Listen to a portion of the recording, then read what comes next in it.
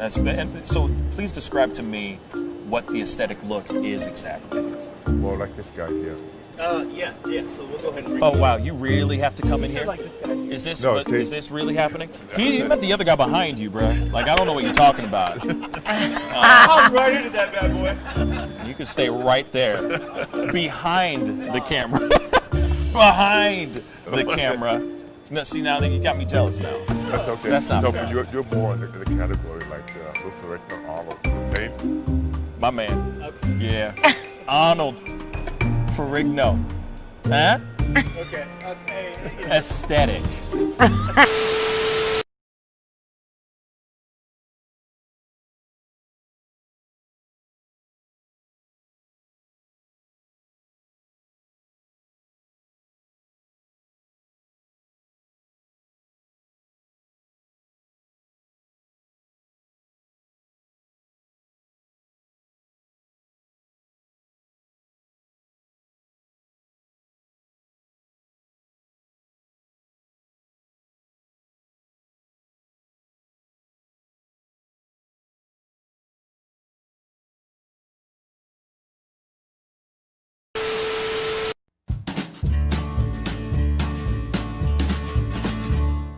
That's great, partner.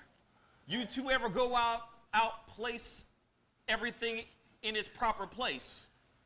That does not make sense, but we usually do go, we head to Kroger's and we work. Oh, yeah. I've got a lady waiting for me back home also. She has the most beautiful scrotum.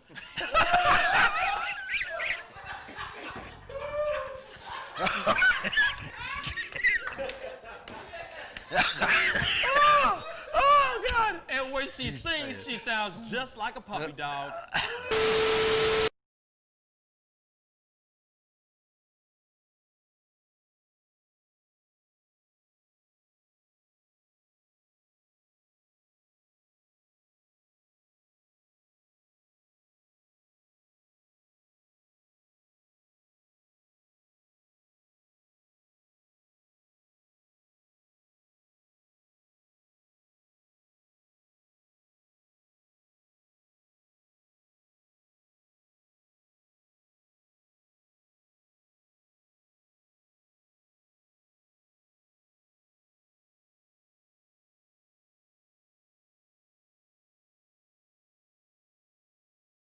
How do you nail a photo?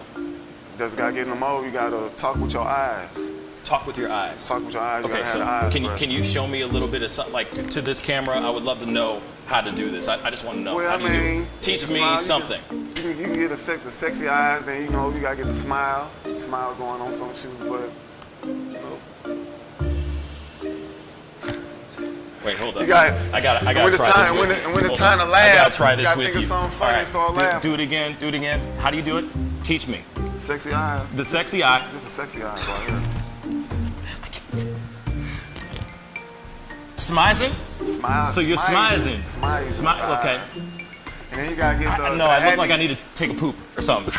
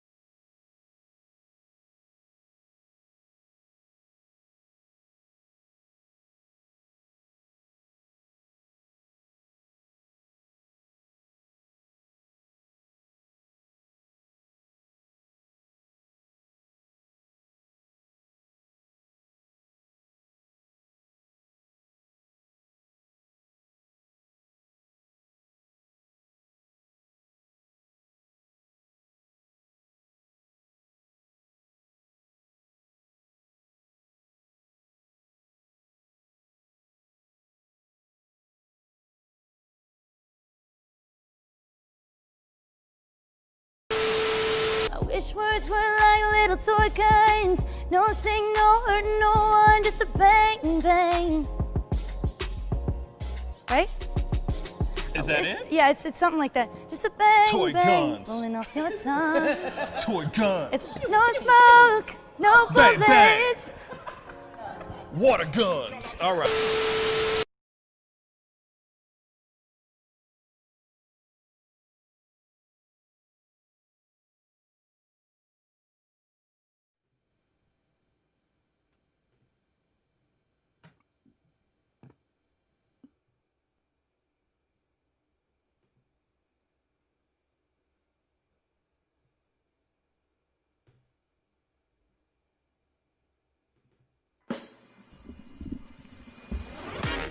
Pascal, you are now rocking with that dude Pascal.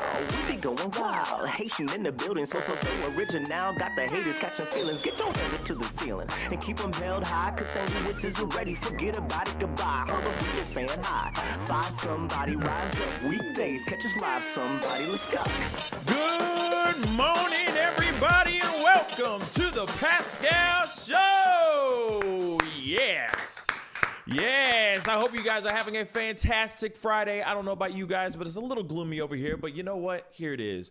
I'm happy I'm alive. I'm happy I'm on this planet. You know, another day on this planet is an absolute blessing. Let me keep that straight 100 and real with y'all. Anyway, we had a fantastic show yesterday morning, and I just wanted to say a big, huge shout out to all you new live viewers, all you new chatters, all you people that have ingrained yourself and become part of the Pascal Show family. I can't explain and I can't express enough how thankful I am that you guys were able to come on and be on the show, be a part of the conversation, because that's what we need right now.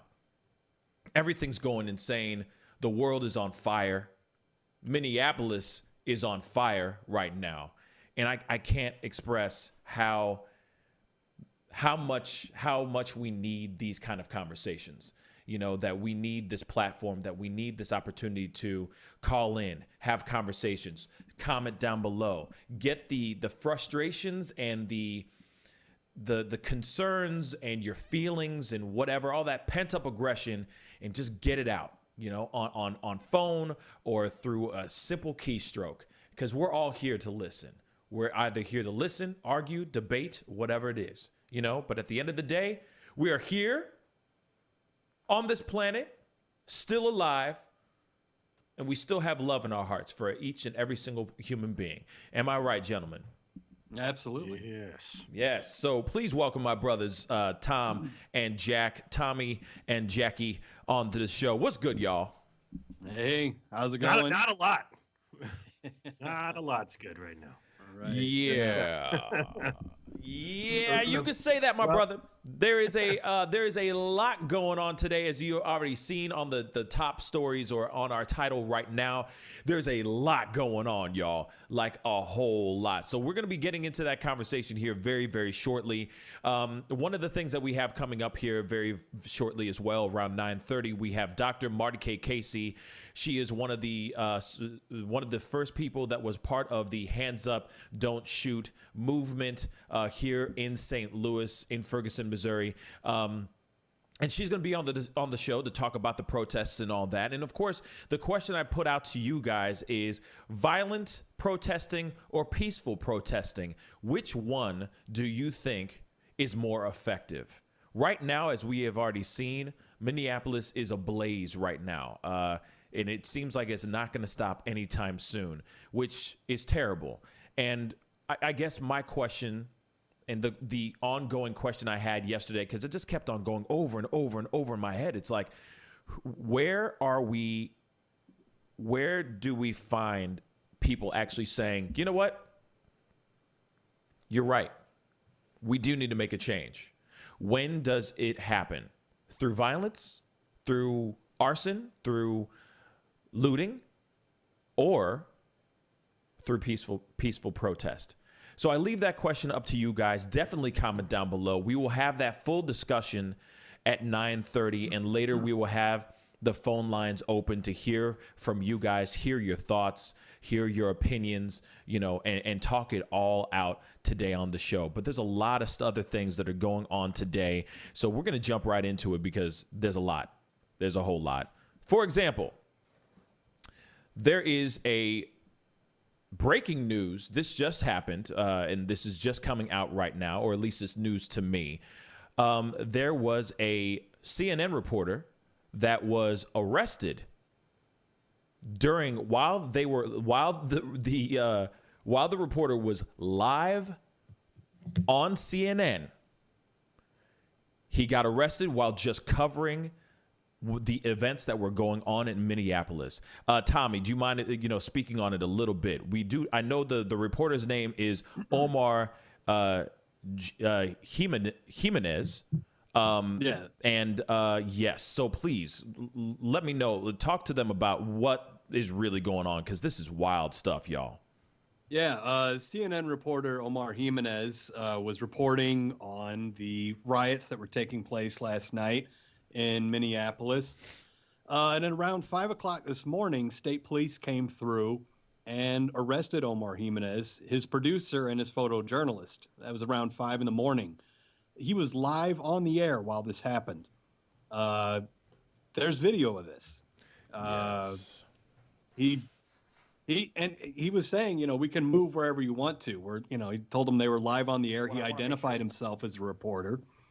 He said, hey, put us wherever you want to put us. We're happy to get out of your way. And they arrested him. Yeah. It's microphone in hand. They have video, like large, style video cameras. Yes. Like obviously seeing that it's a crew, a TV crew. It's so asinine to think that like First Amendment rights are being fringed on, taken away. Just how many things can the Minneapolis police break in regards to people's rights? Yeah. I mean, so we do have the video. Let's jump into it, and then we can start going into our opinions real quick. But as they were just saying, this was a reporter of color. I want to point that out real quick. A reporter of color covering what was going on in Minneapolis. You're gonna see it all right here on the Pascal Show. Roll that beautiful bean footage. We are one team.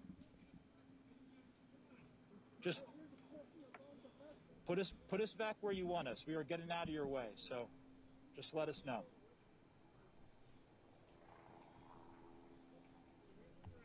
Wherever you'd want us, we will go. We are just getting out of your way when you're advancing through the intersection. So just let us know, and we got you.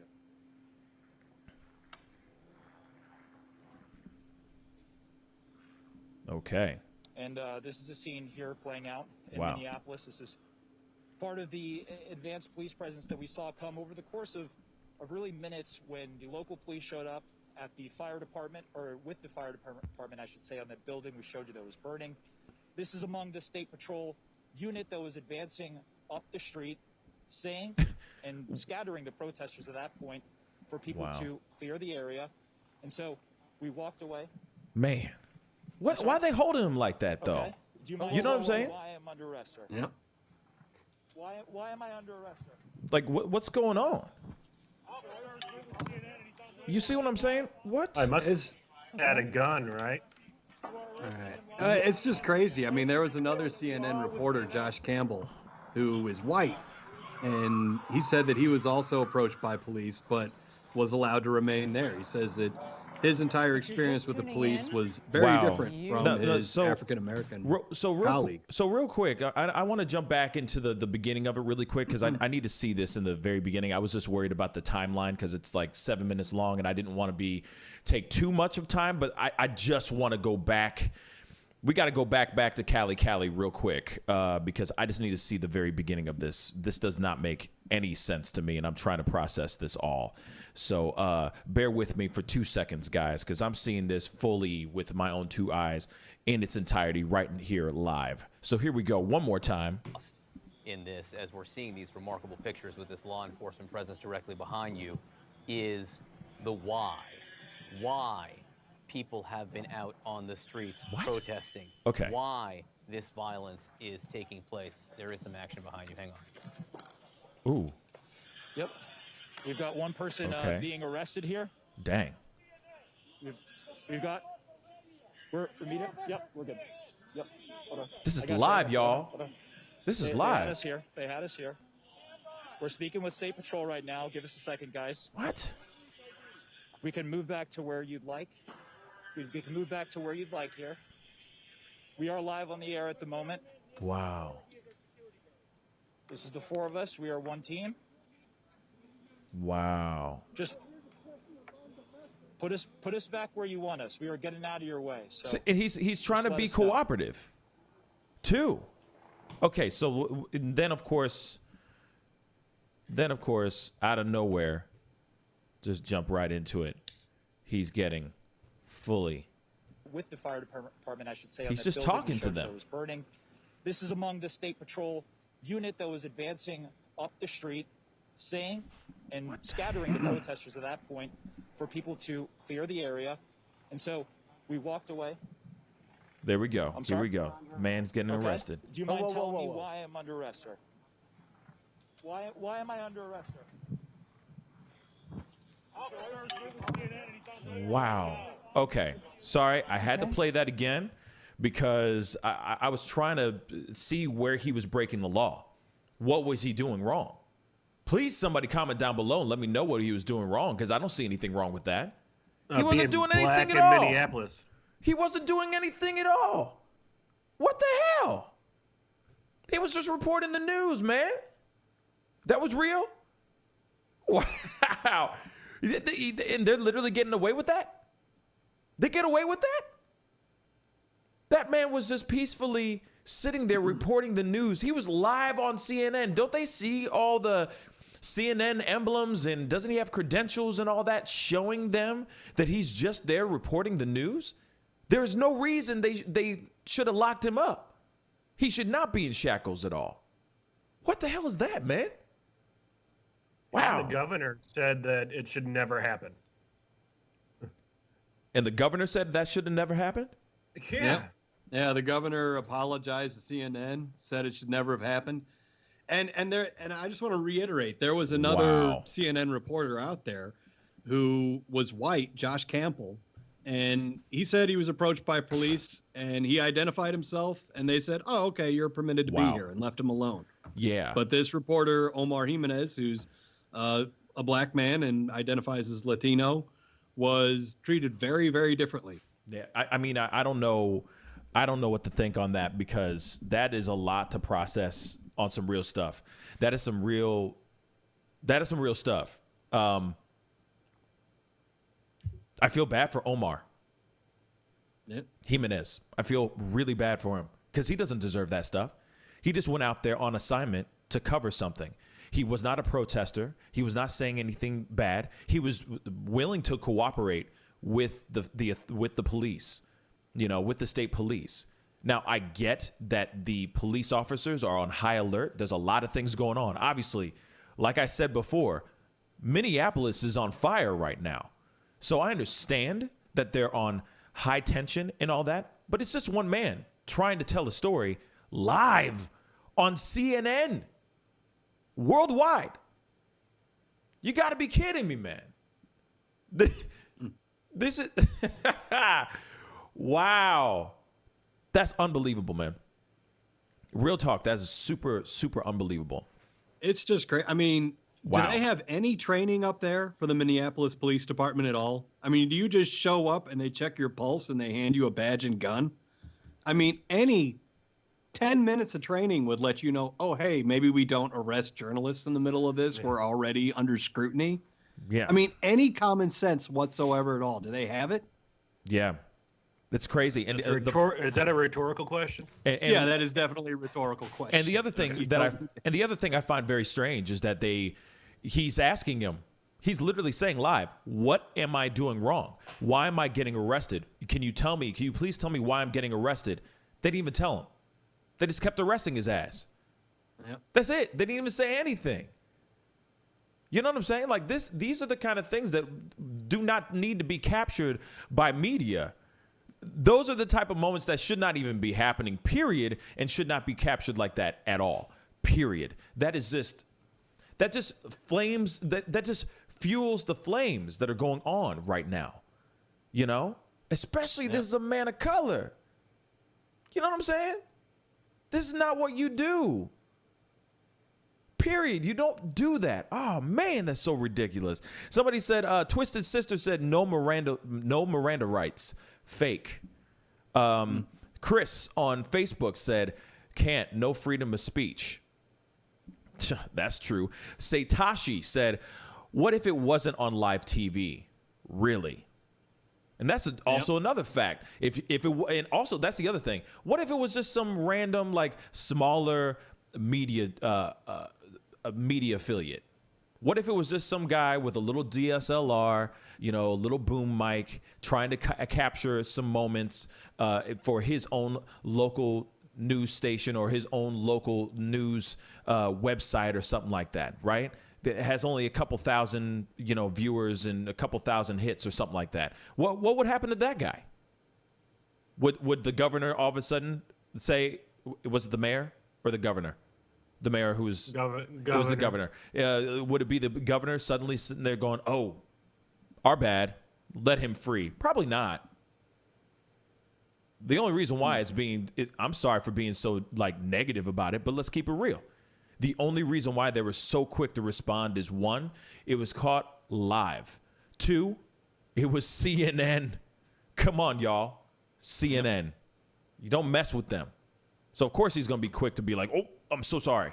My bad. Didn't mean to make that happen. My bad. But you know for a fact, if it was just some kid with his iPhone sitting there going, hey, I have my own local news page, and I'm just capturing, that kid would have been like that, arrested like that so quickly. They wouldn't give two damns. Throwing him in the cage and throwing away the key. You know what I'm saying? Yep. Governor would have been like, oh, well, that's just another, whatever. Moving on. You know what I'm saying? Satoshi said, and of course, good morning to everybody. And I appreciate everybody coming in and commenting down below. Satoshi said, again, on YouTube, are you telling me that the first person arrested after a person was killed in a city was put to the torch? The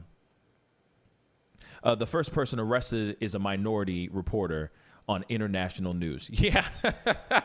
Yeah. It's a bad look. It's a bad look, y'all. It's a very, very bad look. Nicholas on Facebook said, I feel bad that we have been shut out from viewing the misconduct. How can we hold them accountable without the press? Exactly. That is true. I mean, if we don't have media, then we don't hear about these things. You know, if we don't have media, media is a double-edged sword. Let's keep it real. Obviously, I'm part of media. Me and the guys are part of media. This is kind of what we do. So without media, I wouldn't have a job right now. But at the same time, media it's a double-edged sword. There's pros and cons to media, but it's good when you get to see stuff like that because it shows what's really going on out here, especially during these highly sensitive and high-tension times. Like I said before, a nerve has been unearthed, and it's getting this nerve is getting extremely irritable. And right now, we're seeing it firsthand in Minneapolis. Minneapolis, like I said, is on fire. On fire right now, y'all. Now, we have to go into a quick commercial break, but when we come back, we are going to be talking with Dr. Marty K. Casey. We're going to be talking about the events that are going on in Minneapolis right now. And the question I leave up to you guys and what we're going to be discussing in this next piece, in this next segment, is violent protesting or peaceful protesting. Which one is more effective? Stick around. We'll be right back. This is The Pascal Show. Bye. Sex, money, power, respect. All of us have in this scrutiny. All of you people different to me. Take up in glass. The festival is crazy in the streets. Deception, the fakers, and leaks. Entertainers are trucking for tweakers and losing their self because their loves are unique. educated. They live in the world that's degraded for people that's constantly hated. But you see how he makes these S's in his body right here? That's where he's hanging on, and then he's moving forward with the locomotion of his ribs. That is classic Missouri rat snake right there. I mean, so I'm gonna go ahead and grab him before he gets into a hole. Now, these snakes are not biters. They won't bite as long as you don't squeeze them. If you just stop them like this, it'll freeze them, and then you just gently pull them back.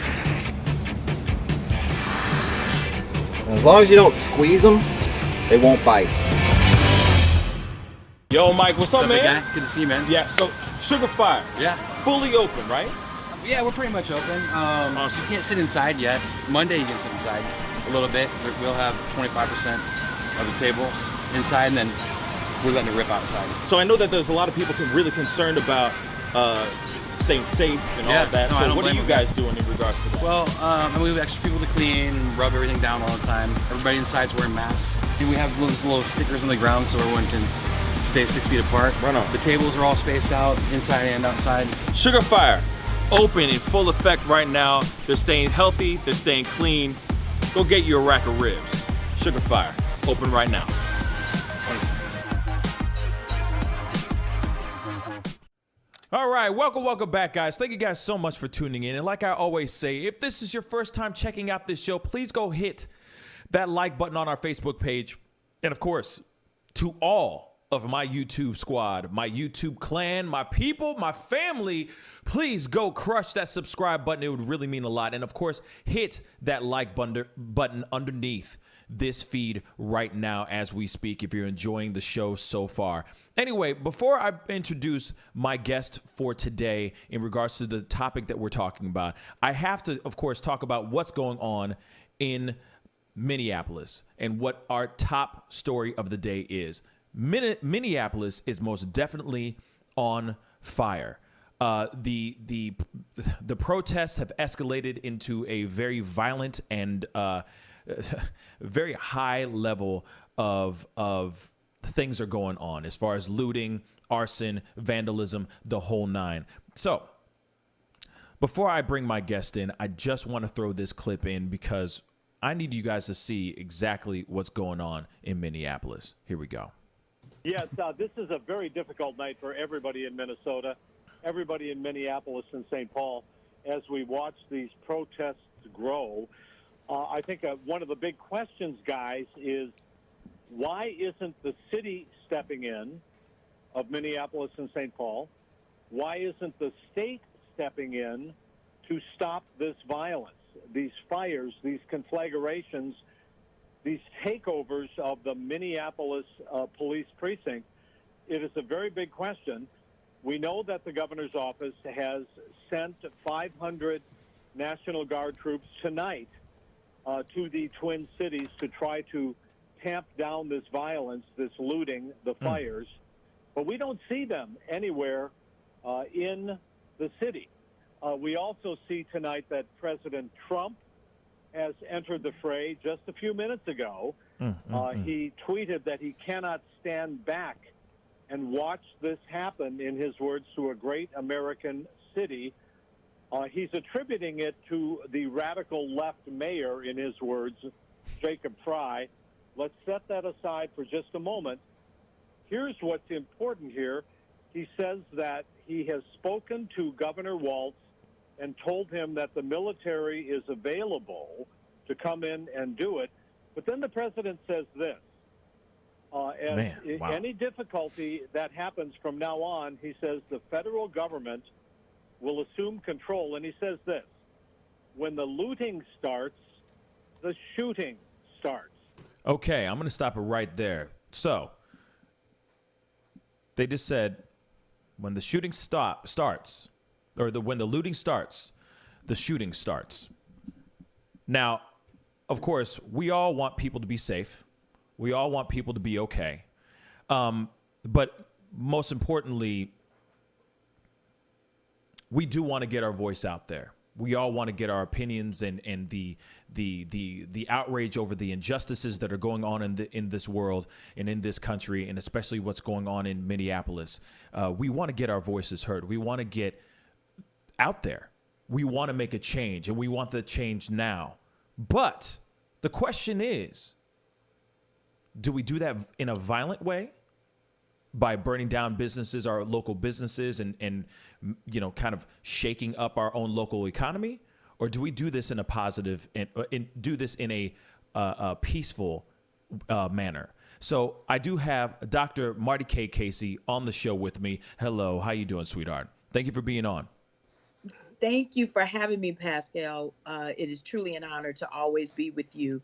Unfortunately, that we are meeting in this type of environment and space right now is a little difficult, but thank you for having me. Anytime. The question that I have for you is what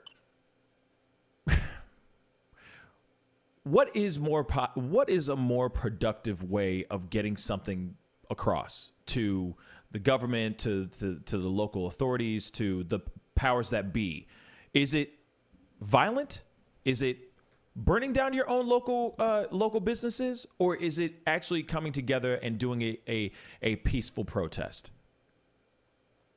Well, first of all, let me say this. That's a very loaded question, Pascal. Mm-hmm. And I think if anyone at this particular time has the answer to that, we wouldn't be where we are right now. We would have already been moving in that manner. I believe we're seeing what we're seeing right now because we all are so conflicted in how we're feeling and what we're seeing. And we have tried so many different ways to communicate with one another. But for those who may not be familiar with me, I am also a peace ambassador to the United Nations. I'm the first female in the Midwest to be in that position.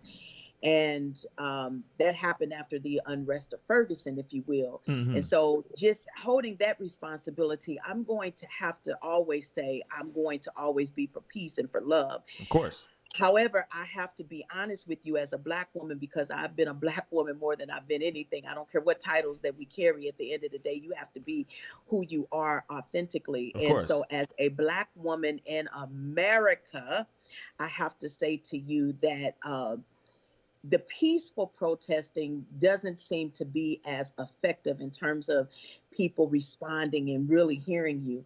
And I am all about my ancestors. And one of the things my great-grandmother used to say to me all the time, you can't go to Mexico speaking German and think that they're going to understand that. You have to speak a language that people understand. Okay. And so the languages and the communication continues to change because we are trying to show up in one manner so that we are being seen and we are being heard and we're being valued, and nothing has been done. It's like, we keep hearing all these false promises. I've been very, like everybody else, very emotional, up and down on the scale of emotions all week long.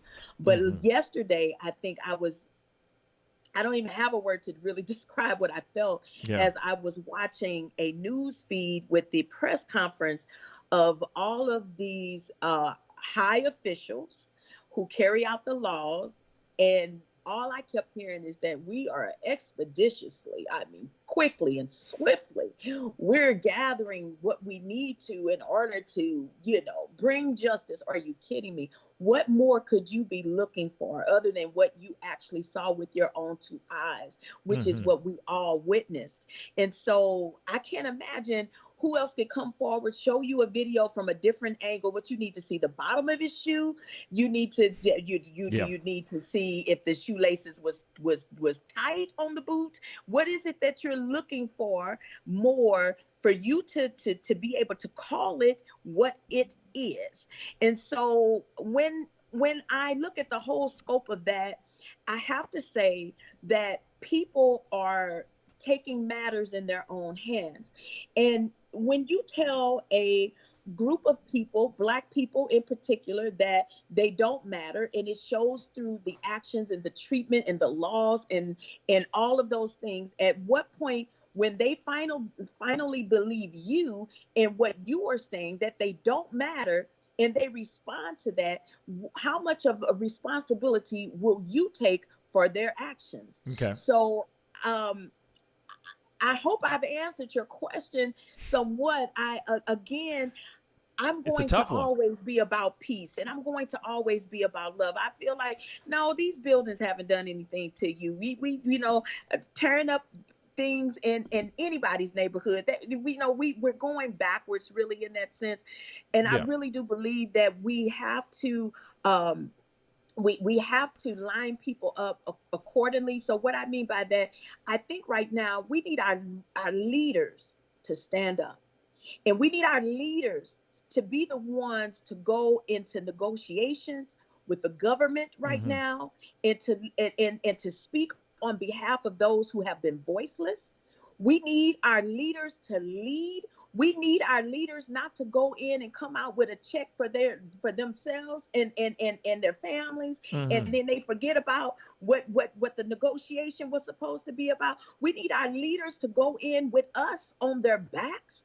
We need our leaders to stand up and stand with us, stand for us, and let us know what is being said, how we can prepare ourselves. If you want another reaction to the actions that have already been put on us, then you have to set the tone. Now, here's the thing. Okay, I understand that piece about setting the tone. And of course, I'm going to play a little devil's advocate here because it's fun sometimes. This situation is not very fun, but I'm going to ask this anyway. When you say, of course, you're talking about the actions that we make, the actions that we do, that kind of thing. I was referring to the president. Right. The president just set the tone when he said this morning, when he tweeted what he tweeted. Yeah. And so therefore, when he sets that type of tone, and then you get the reactions that you get, who's responsible? Absolutely. He set the tone. Absolutely. No, I understand that piece about the him setting the tone. I understand that. And of course, we're talking about that a little bit after this, a little bit later on in the show for sure. His tweet was unnecessary and unnecessarily messed up and very racist. But the thing that I'm trying to say is that when it comes to the tone of the people, I'm talking about the tone of the people, not the president. Let's push him aside for a second. Let's just push him aside for just 1 second. We're talking about the mass majority of people that are out there in Minneapolis, rioting, protesting, demonstrating. Some of them are actually just trying to peacefully protest. Some are just there just to see what's going on. And then some are there looting and bringing the violence, arson, vandalism, looting, the whole nine. So my question is this. Now, I understand that the violence is a language of the people of the unheard. And I understand that. But at the same time, when the general public sees that, I think they only see it at face value. I don't think that they automatically see that there needs to be a change. I feel like there's more of everyone going, wow, look at all this turmoil. Look at all this chaos. They see they can't see the forest through the trees. You see what I'm saying? They're not seeing the deeper meaning. And so that's why I say and ask out loud to everyone, even the people who are watching right now, is peaceful protesting or violent protesting, which one is effective? Which one's more effective? Because there are people yesterday, we were talking about it. Some people were saying, okay, Occupy Wall Street. It was a peaceful protest. Did it work? Not really. Nothing changed. Same old thing, different day. So, and that's a perfect example of a peaceful protest that just did nothing. So I guess, so I put that question out because I want to know, as far as the levels, when you see something on the news, when you see something on the news like that, you see things on fire, you see things like that, you just see that. I feel like the general public sees just one thing, and it's going, okay, this is hindering us, not helping us. Because everybody stands in a different space as to how they feel. And I think that's part of the issue too. We all we see the same thing, but we feel differently about it. We are a people that have been oppressed for 401 years. We've been enslaved in this country since 1619. So we're going to have a different feeling about what is going on every time anybody gets killed of color. It's a different feeling for us. And our white brothers and sisters they will never feel what we feel in that manner. Now, bring that to what you're asking. We have some really good white allies, friends, and family that's standing strong with us out there in the streets right now. And we will lose them when we start responding in a different way. And we actually need them in order to win this fight. So we got to find a happy medium. We got to find a way. So in my opinion, right now, as far as I know, and correct me if I'm wrong, Pascal, no one has died. Of course, has anyone been killed last night? There was I think there was another casualty. So there's been 2 casualties so far. Wow. The night before there was a man that was shot and killed, and then someone else. If I'm correct, there was another casualty overnight. But I think it was all. I think it was all. I think it was protesters. It was protest against protest violence type stuff. Okay, so I'm glad that at least on one hand we can count the casualties that we have right now.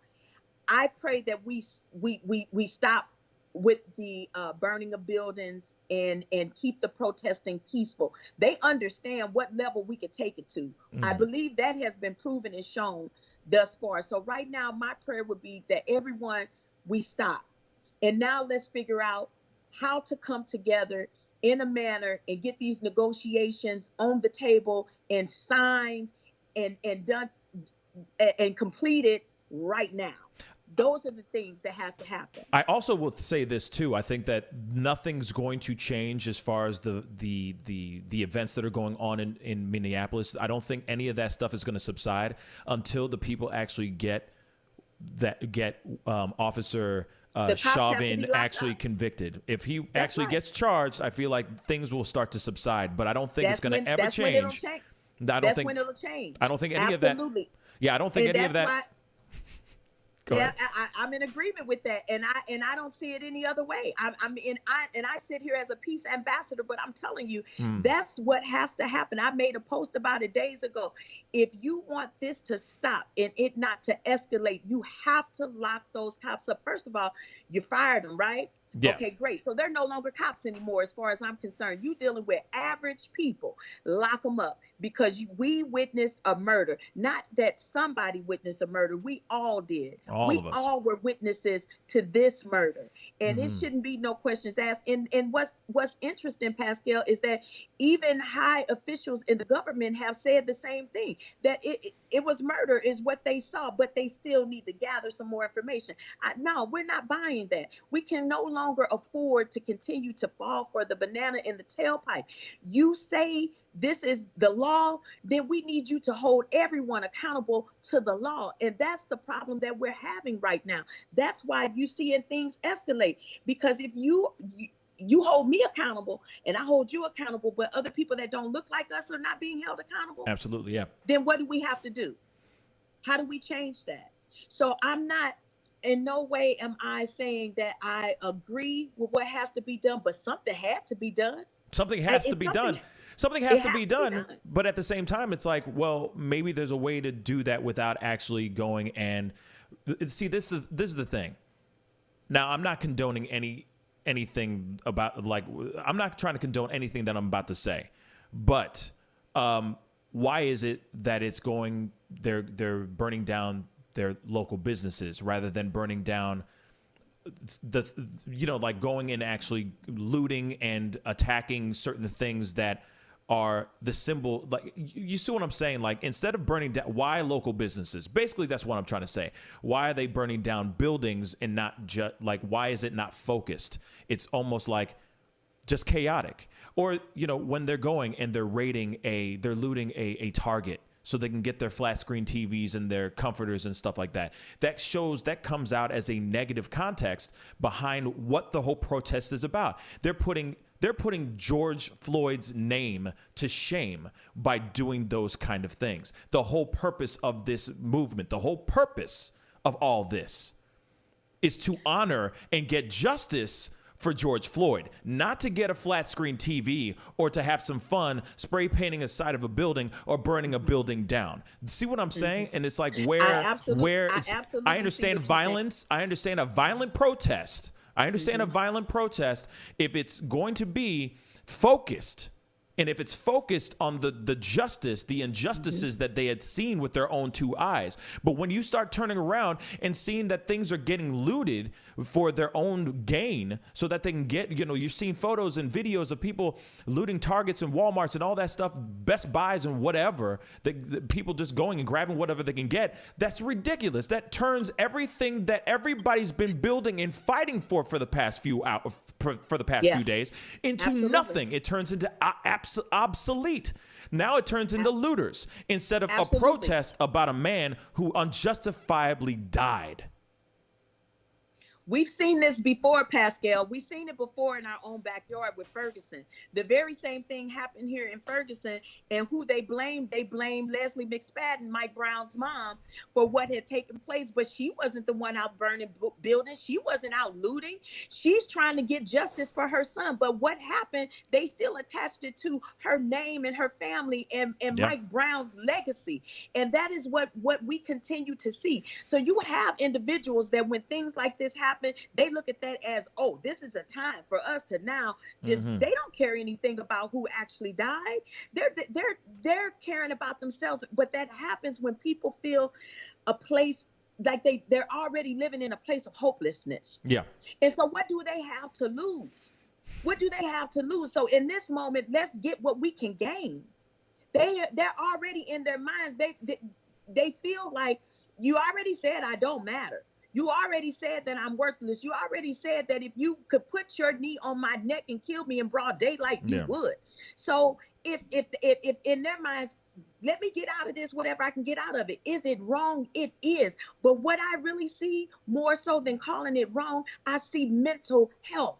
I see a mental health issue breakdown. That is what we're dealing with. And when you have people that have been oppressed, that have been tormented, that have been traumatized for 401 years, generation after generation, and nothing has been done about it. We don't even have a free health care where we can go and see about ourselves mentally. But you want us to you keep adding this on top of us, on top of it, and on top of it. What are you going to get in the end? This is what you're going to get. It's just like dealing with the pandemic of the coronavirus. You say that if we don't stand 6 feet from one another, put on gloves and a mask, then we could possibly infect each other. Well, that's what's happening right now because you did nothing about it. You didn't mask up anything. You didn't glove us up with all of this trauma that we've been experiencing. We're now infecting each other.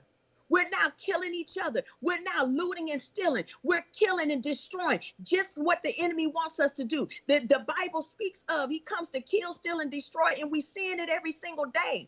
So if you want something different to happen, you got to do something different. And it starts from the top down. But when you have a president that it gets on a social media platform with a voice of who he is, and he makes a statement, their looting starts shooting. What the hell? What do you expect anybody to do? It ain't this point, it ain't even about being black or white, because you got just as many black and white people out there standing up for this as you do, you know what I'm saying, anybody else. We all saw what we saw. Yeah. And then let's take one further. He was George was even dating a white woman. Yes. And one of the officers was even Asian. Yeah. This is a melting pot that has boiled over. Yeah. And it's funny because it's more than just black and white. It's blue and black. It's black and blue. It's everything.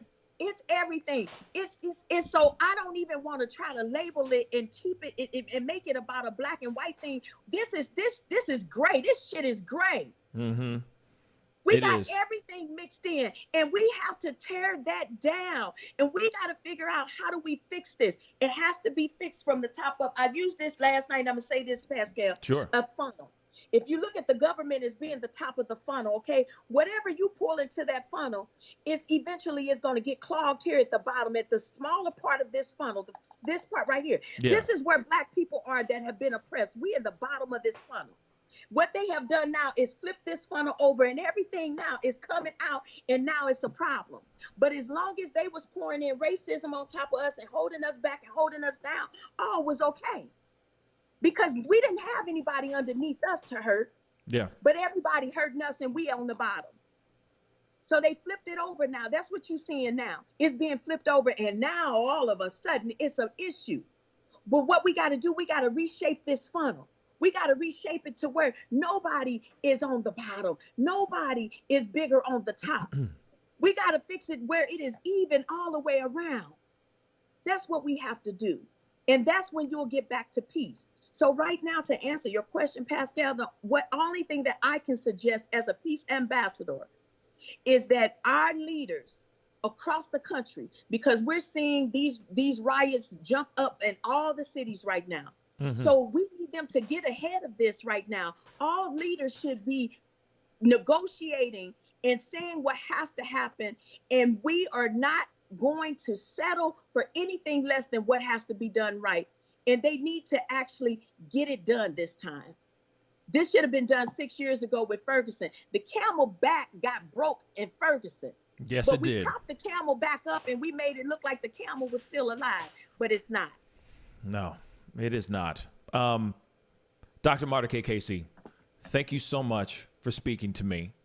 I know that a lot of people have a lot to say, and the thing is this is what we need, being able to have a platform and getting the conversation out there, because there are people that have what I'm saying on my side, where it's like, hey, is this violent? Is this the escalated protesting? Is it needed? To the point where there's other people on the other side that sit there and say, yeah, we must have that to force things to hit that reset button, but hit the reset button in a positive way.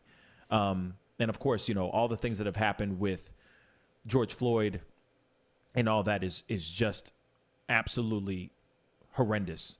And it's been happening over and over and over again. This is George Floyd.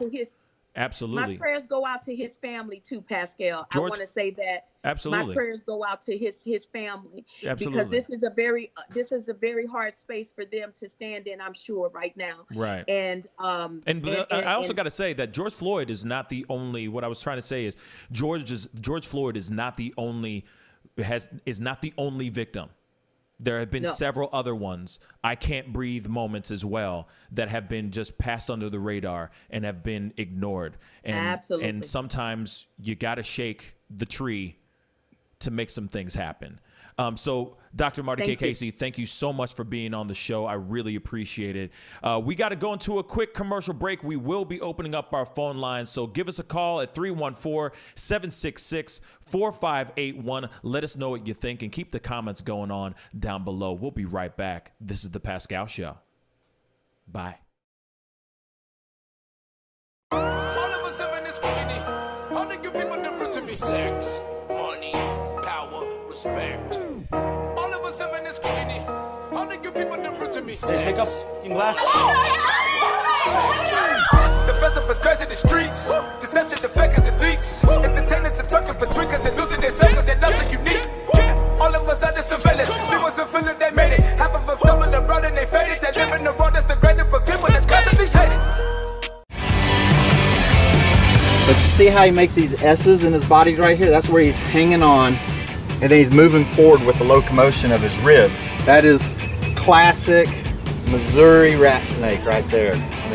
So I'm gonna go ahead and grab him before he gets into a hole. Now, these snakes are not biters. They won't bite as long as you don't squeeze them. If you just stop them like this, it'll freeze them, and then you just gently pull them back. As long as you don't squeeze them, they won't bite. Yo, Mike, what's up, man? Guy? Good to see you, man. Yeah, so Sugar Fire. Yeah. Fully open, right? Yeah, we're pretty much open. You can't sit inside yet. Monday you can sit inside a little bit. We'll have 25% of the tables inside, and then we're letting it rip outside. So I know that there's a lot of people really concerned about staying safe and all of that. No, so what are you guys doing in regards to that? Well, we have extra people to clean and rub everything down all the time. Everybody inside's wearing masks. And we have little stickers on the ground so everyone can stay 6 feet apart. Right on. The tables are all spaced out, inside and outside. Sugar Fire, open in full effect right now. They're staying healthy, they're staying clean. Go get you a rack of ribs. Sugar Fire, open right now. Thanks.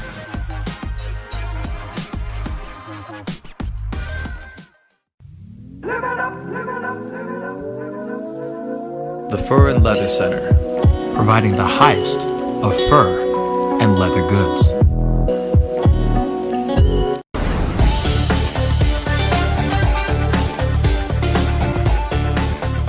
You're gonna perform I'm sorry, tonight. I can't make this interview boring because this man is too exciting as a host.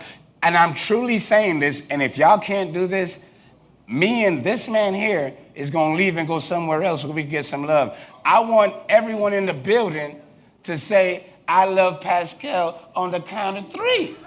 1, 2, 3. Wow.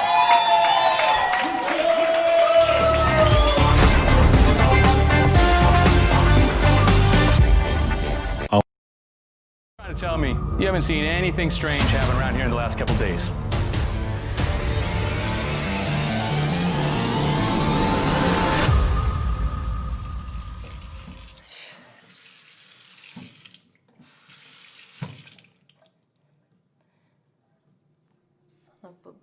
Bitch.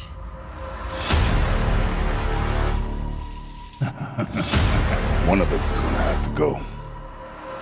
Ben, where are you? I'm not playing. I'm gonna leave.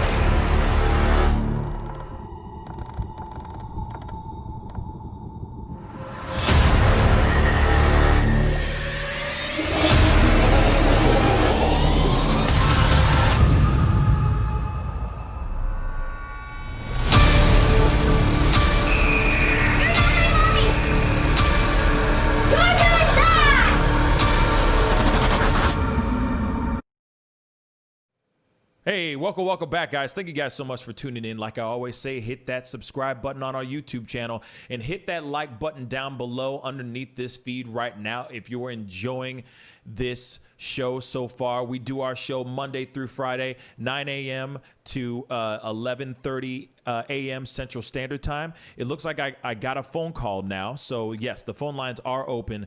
So I'm going to pick this up real quick. Hello, what's up, y'all? You're on the mic with Pascal. Who are you? What's your name and where are you calling from? Hi, my name is London, and I'm from Pennsylvania. Hi, London from Pennsylvania. That's fitting. London from Pennsylvania. How you doing? Thank you so much for calling. Good, how are you? I'm good. I'm No good. problem. I'm blessed. What's up? Speak on it. What's going on? What's on your mind? I feel like, I think a protest that is peaceful with a little bit of, that heat, that fire behind it. Mm-hmm. Peaceful protests don't always have to be, this angelic thing, There's pain in it. So I think people can feel angry. People can feel aggravated.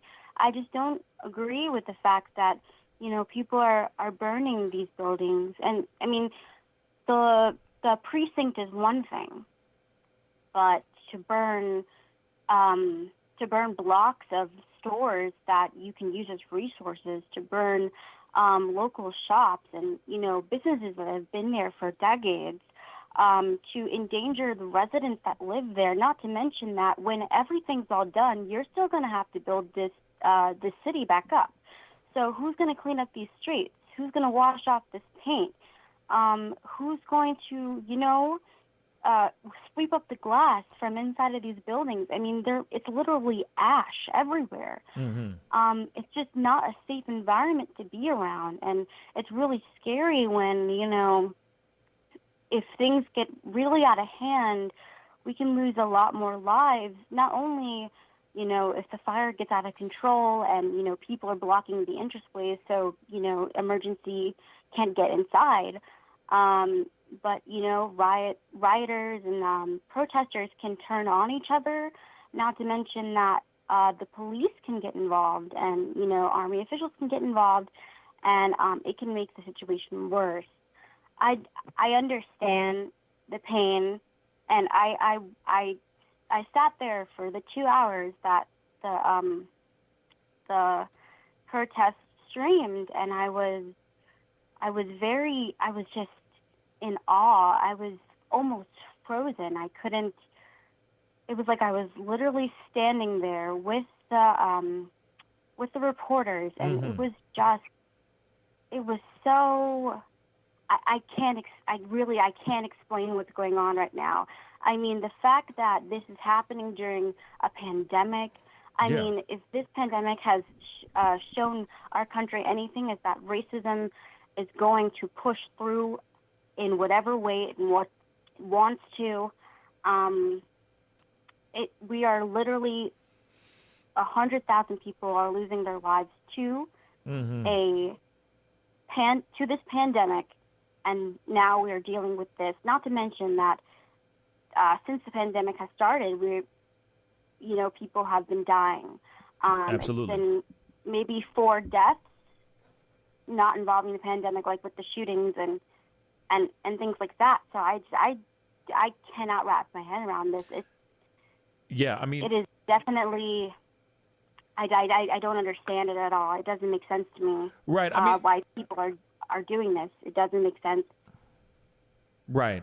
And I understand that there's a lot of people that are trying to, even myself, I'm still trying to wrap my mind around it, even though I do understand the reasons behind both sides. I understand the reason behind not both sides. I'm saying the both sides of what we just discussed in the last in this last segment, which was to violent protest or to peaceful protest. That is the question. Right. Both have both have their own effects in their own way.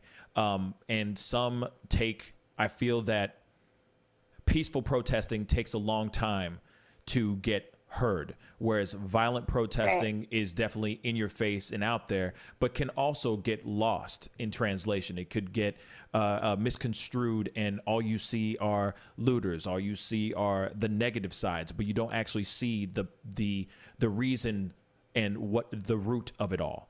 And I think that's the thing. Like, you are doing exactly what I think a lot of Americans and a lot of people all over the world, citizens of the world, are trying to wrap their minds around this one particular situation. But as Dr. Marty K. Casey said so wonderfully, is that this is something that has just been years and years and years and years of tension, just building and building and building. And when you finally see something like what happened to George Floyd, the ish hits the fan, if you will, and gets people riled up. And there's a good reason why people are riled up. The only thing I ask is for the looting and for the vandalism to subside, because I feel that those things are coming off in a very negative way, rather than coming off as, here we are protesting in the name of George Floyd. So you're absolutely right. Can I just say one thing? Shoot. Even though this is obviously related to the protest, but it's not really. I'll just say it. Go ahead. The police officers who killed George Floyd, not only, even if, which they were, because we're just going to say it, even if they were racist, and even if they said, I don't care about this man, and his life is not important, and he's a criminal, and he's this and he's that, even if they thought that in their mind, they obviously were not thinking about how this could affect them and how this could affect their family, how their children and how their spouses have to go to work and have to go to school and know that their father and their husband killed a man in cold blood in the middle of the day. Yeah. with a crowd of people around shouting for you to stop.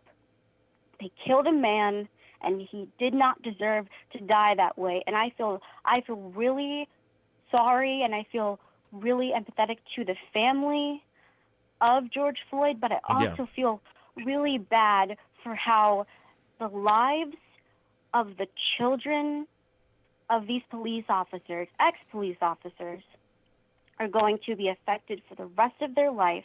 They are being endangered because people know their addresses. Once we go back to school, once schools open up again, how is that going to affect their social life? Yeah, but It also, is really... also, I hate to say this though too. I mean, you know, I see your point. You have a very, very good point, and yes, they should have thought about that as well when they were doing what they were doing. But most importantly, they should have thought about what they were doing in regards to George Floyd.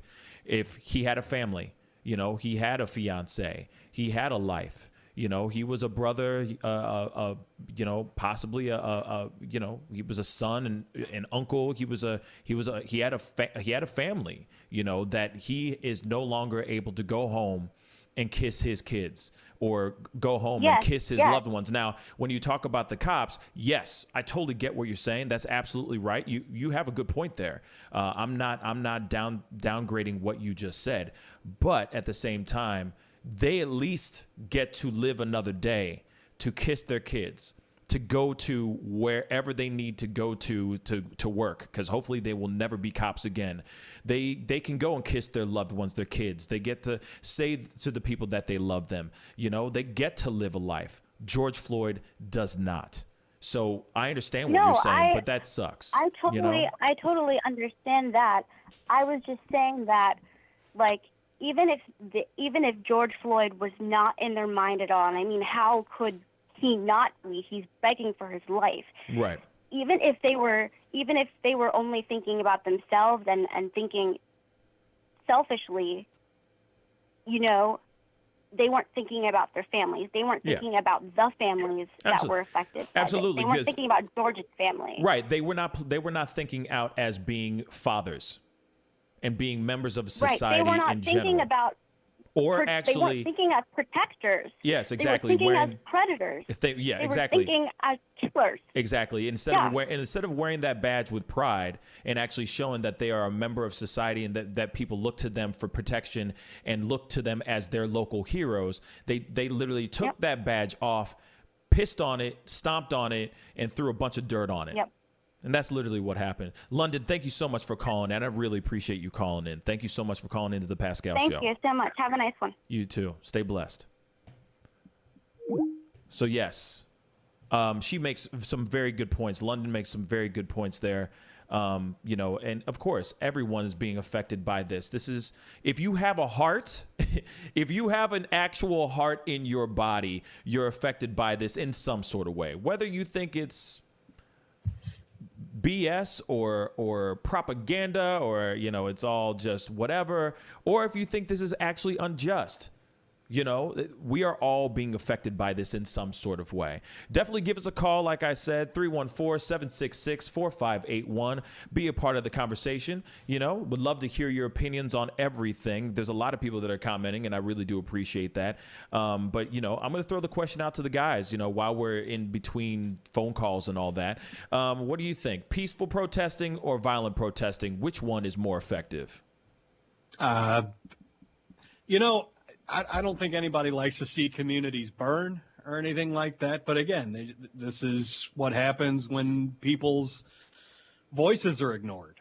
And, you know, people are fighting. This didn't take place in a bubble. This wasn't just, one time a police officer killed a black man. This is a pattern of behavior that's happening throughout the country where black men, unarmed, are being killed by police officers. Yeah. So to say that this takes place in a vacuum, I mean, there have been peaceful protests about police violence, and it continues. And what people are fighting against is systemic racism, is systemic white supremacy. And systemic racism was not built peacefully. It was built through slavery and through Jim Crow and through police killings and lynchings. I mean, what people are fighting against is a violent system. So to say, oh, you're fighting against a violent system, but please do it peacefully, I think is kind of disingenuous. Absolutely. That said, I don't like seeing the violence. I don't like seeing the communities burn. Nobody does. But people's voices aren't being heard. Right. So maybe there needs to be the threat of, yeah, if you're going to do this, we're going to burn everything up. Right. We got a phone call right here. Give me 1 second. Hello, you're on the mic with Pascal on the Pascal Show. What's your name and where you calling from? Chris Collins, and I'm calling from Illinois.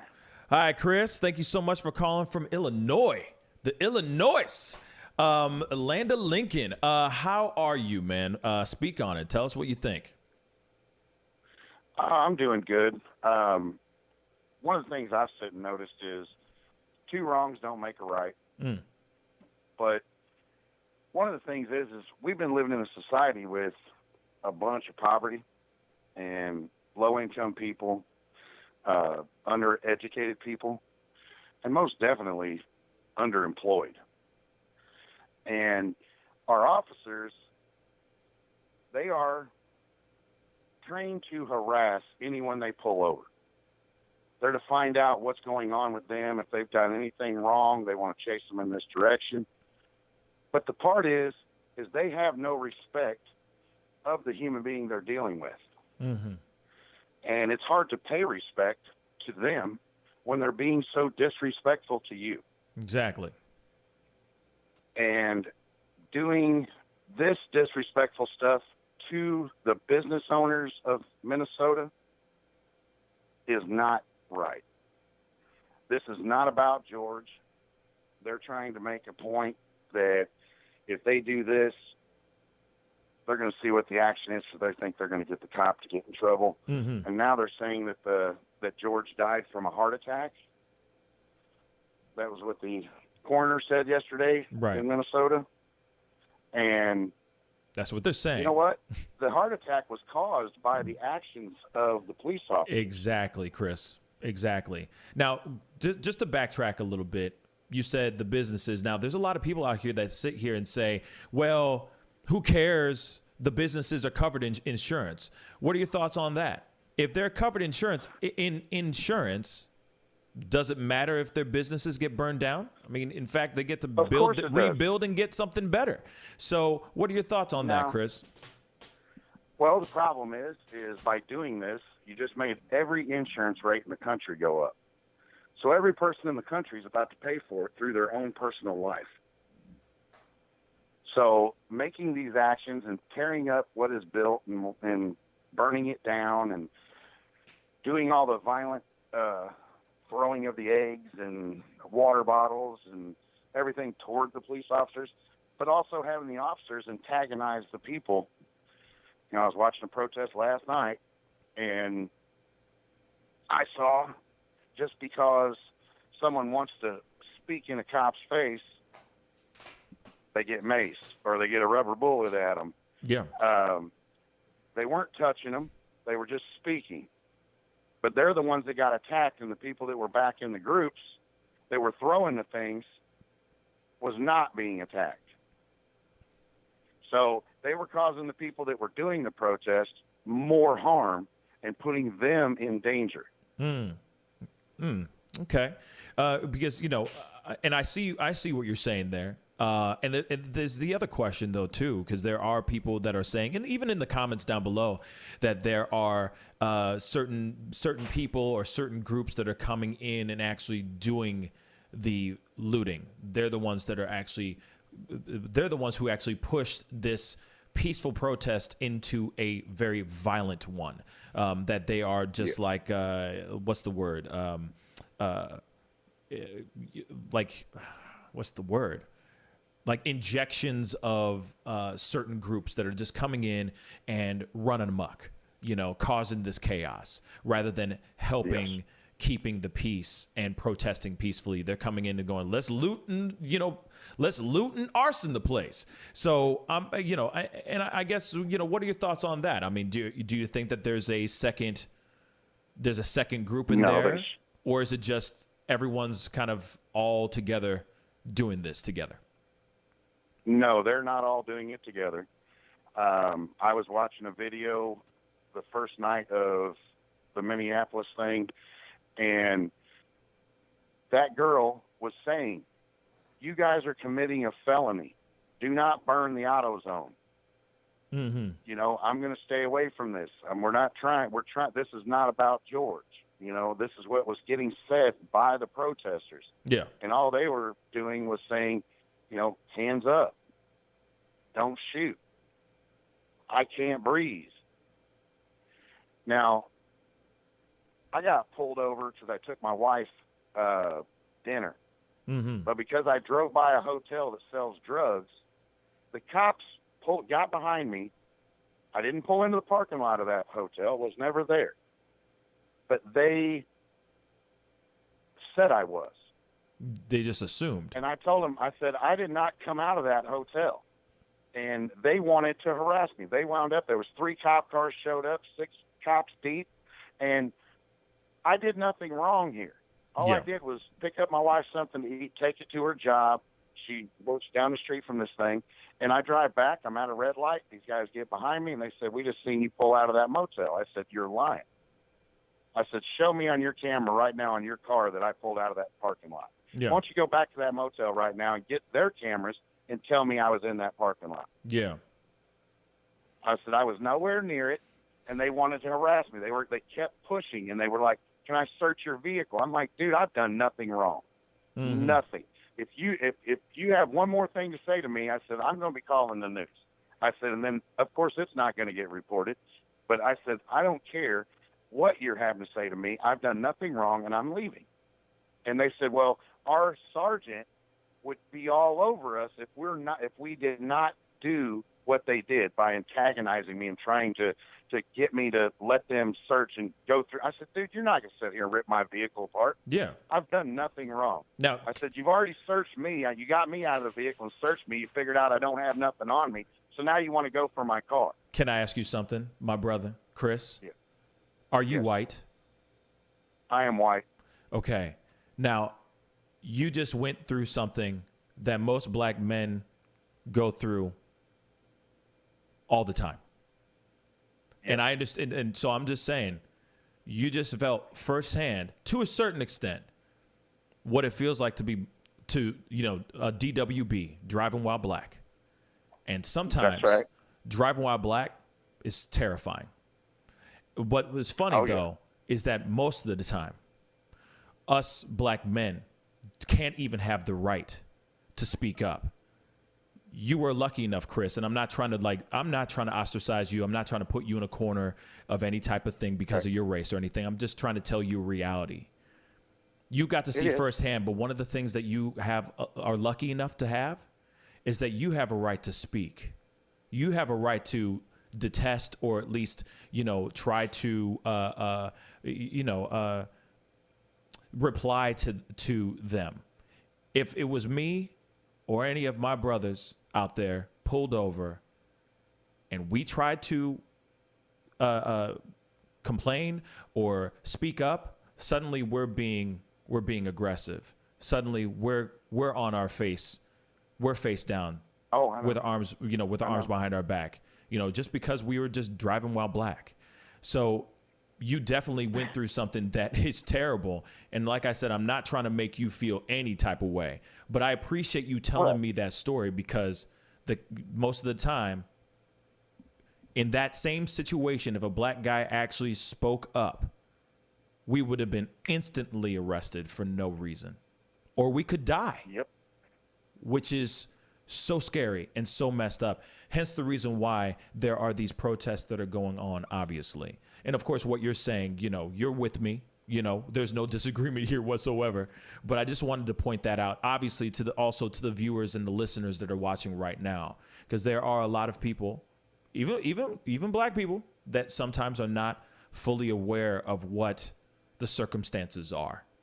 And so, Chris, thank you so much for telling us the story, and thank you so much for calling in, my brother. And I'd actually like to say something. Go ahead, please. Go ahead, Chris.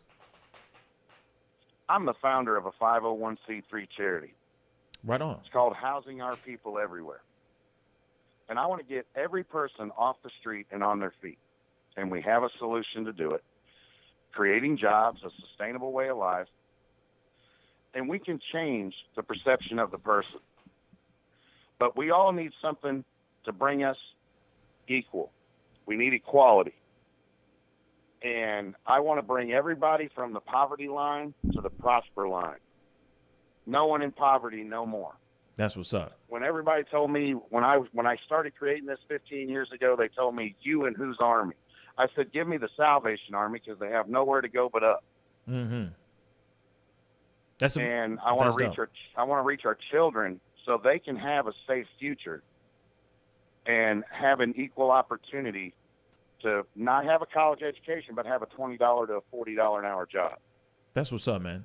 What's the name of the organization? It is Housing Our People Everywhere. We are on Facebook, but it's HOPE is our acronym, HOPE. And we want to give hope to every person. This belongs to you and every person listening on the radio and out there that you're ever going to meet and see. Right this is an organization. They told me I could partner with anybody I want, so I want to partner with the entire United States. That's what's up, man. We can't fail if we have unity in our community giving equal opportunity. Yes, man. That's the truth, man. Well, Chris, everybody please go check out that organization for sure. Chris, thank you so much for calling in. Of course, we got some other callers and everything, so I got to jump off. Thank you. But thank you so much for giving us your 2 cents, and thanks for calling into the Pascal Show, my brother.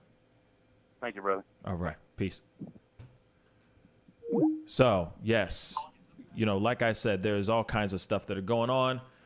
People have their certain opinions and certain thoughts, and I appreciate and of course, say thank you, a huge thank you to Chris for being on the show and calling in. It's nice to be able to talk to him, talk to people of all walks of life on this show, like I said. So definitely give us a call. Give us a call at 314-766-4581. Definitely drop a dime. Let us know what you think. You know what I'm saying? Like, this is the time that we talk.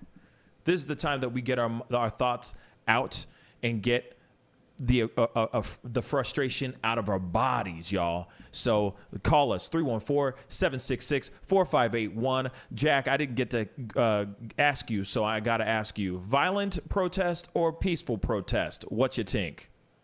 I mean, so peaceful protests, it depends on what you're protesting, I guess. But nowadays, the only way that you're heard or actually will have a response is through violence, and then getting the coverage, and then going national, and then worldwide, and then that eventually makes the change. Right. It is so hard to make, people always say, oh, just use your words. Okay, well, that doesn't work. And so I understand why people go to violence, because words do not cut it anymore. Maybe if the police didn't have guns, maybe if they didn't have riot gear, maybe if they actually served the people instead of protecting their own. What if one of those police officers would have turned around and said, hey, man, get your knee off his neck. He's not moving. Why is there not any humanity left in the police force? And people say, oh, well, there are people out there. There's just a few bad cops. I feel like there's more bad cops than good cops in a lot of these organizations right now. A whole lot of cowboys out there, guys. Whole lot of cowboys. Whole lot. Yeah. And it's still hard to really get past the thought that, we brought it up yesterday and Tom brought it up before, infiltration of police forces by people that have an ideology where they're going to come in and they are trying to shape their communities. There's a reason that we see people get arrested on camera as they're doing a First Amendment protected action. Because there is a greater force that is behind our police force. Right. And, NWA put it pretty good. Now, the other thing is somebody just commented on Facebook. Nicholas on Facebook. Shout out to Nicholas. Thank you so much for commenting. They said, violent protests made it international news. The message cannot be silenced now. Peaceful protesters are ineffective. Yeah. Yeah, I kind Any of agree thoughts with on that. that? I mean, again, you're fighting again. We're fighting against systemic racism. You know, systemic racism was not set up by kindly words and actions. It was set up through violence. It's a violent system. So I think it's just disingenuous to say, oh, they should just use their words. But these same people that are saying, oh, they shouldn't riot, are the same people that say, hey, if you come for my guns, you better be prepared because there's going to be a war going on. I mean, those same people are saying, oh, don't violently protest. But if you come for my guns, I'll shoot everybody. Right. Come on. These are, your Second Amendment rights are greater than someone's rights to just walk down the street and not get killed by a cop. Come on. Yeah, I mean it's really messed up. the whole thing is really messed up. And there's good and bad on both ends, on both sides of the spectrum of violent to peaceful protesting. You see both sides. You know what I mean? You see both sides of each issue in regards to it. It's like, all right, we're not getting heard by peaceful protesting, but we're not getting heard by violent protesting. You see what I'm saying? Right. But then you can get heard by peaceful protesting, and then you can get heard, really get heard by violent protesting. So it's like, okay, which one is the one? Which one is the thing that really works over and over and over again? Now, Jack, you had that quote from Martin Luther King. I do want to play. I would like to play that one real quick. And of course, we do have our phone lines still open. Please give us a call at 314-766-4581. Drop a dime. Let us know what you think in regards to all that we've talked about today, and that we are continuing to talk about. Would love to hear your thoughts in regards to everything. But yes, so Martin Luther King definitely had a very good quote in regards to rioting. Pulling up that video. He's still working on it, but sorry about that. It's okay. It's totally fine, my brother. It is totally fine. I forgive you, my brother. You know what I'm saying? It is all good. This is live. You know what I'm saying? This is as live can get, y'all. As live can get. All right. But I appreciate everybody who's commenting down below. There's a lot to talk about. There's a lot going on, But while he's looking that up, we can go into the next piece of the show. There is some other developing news as well. The people are already commenting on it down in the comments below. I saw Mr. T already was talking about it. So I obviously I got to throw it up because he has already talked about it, or he's already bringing awareness to it. Now, there's now new developing information about, about the cop, Officer Chauvin, and there's a connection between George Floyd and Officer Chauvin. Tom, you mind speaking on that for a second? Yeah, I guess a while back, it sounds like George Floyd and the officer that killed him were both working at the same, club, restaurant? They worked at the same club. They both worked at the same club. So somehow they didn't know each other? Yeah, that seems odd that they would work there and not know each other. But yes, apparently that's the case. So yes, so I got some video here. This is from, because it's been really hard to find the actual full footage of this video. I've been trying to find this for the life of me. I'm telling you guys, I've been trying to find this footage. So I found a little bit of a screenshot video of it. It's not the greatest ever. And there's a little bit of a voiceover from somebody else who is, put this on their YouTube channel. So I'm sorry for taking this from somebody else's YouTube channel, but I was trying to find this mug and I could not find it to save my life. So this is as good as it's going to get, but you'll be able to hear what they're talking about, and it's wild. Here we go. ever actually spoke to each other. The first time she saw this video, Maya Santamaria says it took her a moment to make the connection. My friend said, this is your guy, the guy who used to work for you. And I kept saying, it's not him. And then they did the close-up. And that's when I said, oh my God, that's him. She says now former Minneapolis police officer Derek Chauvin. You just have to look at the absurdity of that there when I get back here. That's not two me. of them without their masks on. She says now former Moving Minneapolis police officer Derek Chauvin worked security for her at El Nuevo Rodeo for 17 years before she sold the club just months ago. He sometimes had a real short fuse, and he seemed afraid. When there was an altercation, he always resorted to pulling out his mace and pepper spraying everybody right away, even when I felt it was unwarranted. Even more surreal, Santamaria says, is that George Floyd, the man pinned under Chauvin's knee on Monday night, worked for her too. I didn't recognize George as one of our security guards because he looked really different lying there like that. And it wasn't until I saw the pictures of him come up, then it snapped, and then one of my employees said, look, Maya, he worked for us.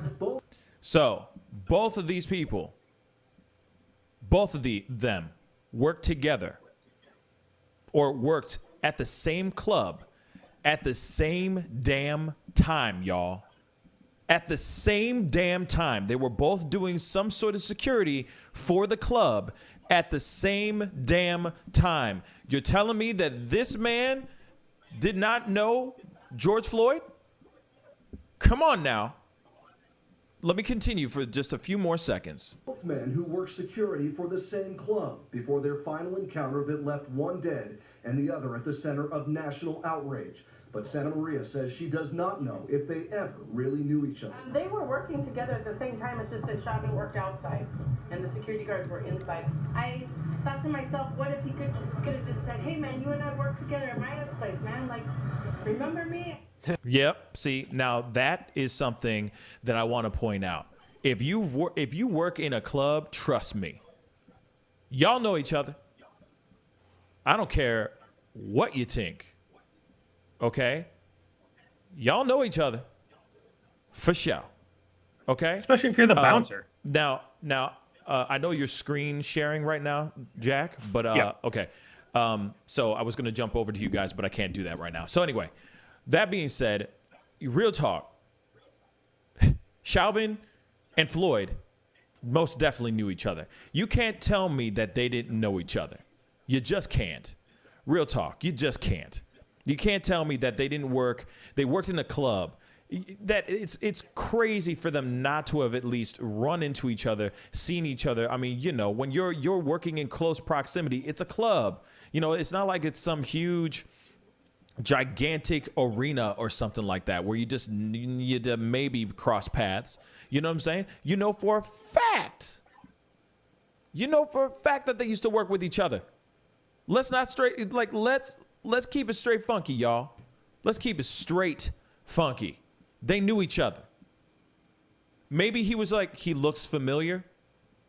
You know what I'm saying?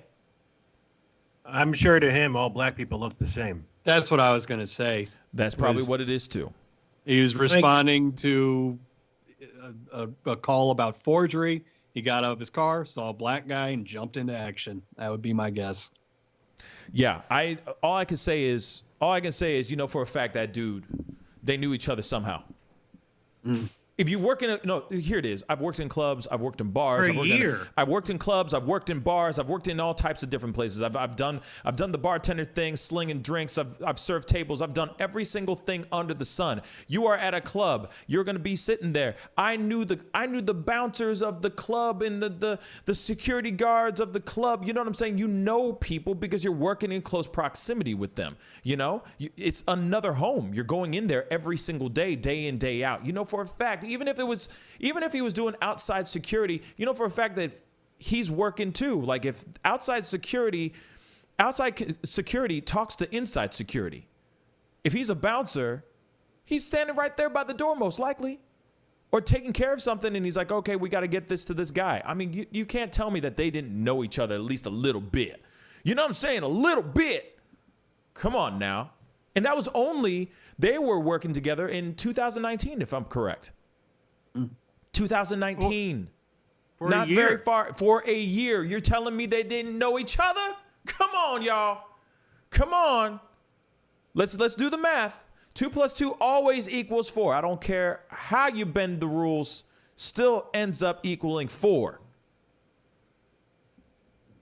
Just saying. Doesn't even matter. Like, still, no matter what Chauvin did was messed up and unjustified and wrong. But at the same time, if they find out, if that comes out to the people saying that they know that he actually knew him, ooh, that could turn into premeditated. That could turn into something else. We got a phone call. Let me jump in here. Hey, what's up? You're on the mic with Pascal. What's your name and where are you calling from? Hi, my name is Marie. I'm actually London's cousin. Oh, okay. I was going to say you have the same kind of voice. Yeah. Pennsylvania? Yep, Pennsylvania. Okay. So what's your thing? I actually disagree. I think it's really hard to balance both, and I think that having the peaceful protest and the more violent protests, we've seen it in history both ways, and it's really difficult for the balance, because every time that we try to do good and we try to show that, as Black people, we can overcome and, we can be successful despite all the adversities that we have faced. People we have just been constantly kicked down and re-traumatized by the death, and having to see people who look exactly like us die right in front of our faces. Mm-hmm. I mean, we have people in this country that stormed state capitals with guns and assault rifles in their hands and said, open our country back up. I don't want to wear a mask anymore. And then we have this other people in this country who literally are protesting because somebody lost their life in an unjust way, and it's not just Floyd. It's multiple people, like hundreds of people, men, women, and children, Black men, women, and children who have just died in unjust ways. And so I literally completely understand why people are reacting the way they are. They're tired. We're all tired of seeing it. Mm-hmm. There's literally no way that you can justify what happened, and there will never be any way that you can justify murder. Yes. And you're absolutely right. There is no way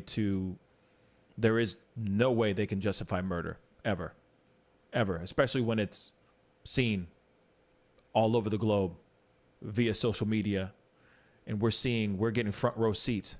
Everybody is getting front row seats to the death of an innocent man.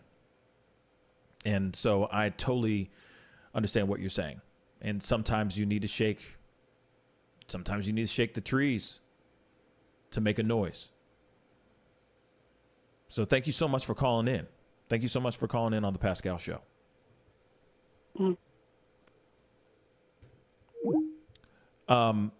So yes, I mean, there's going to be, I will always be on the fence. I will always be riding the fence on certain subjects.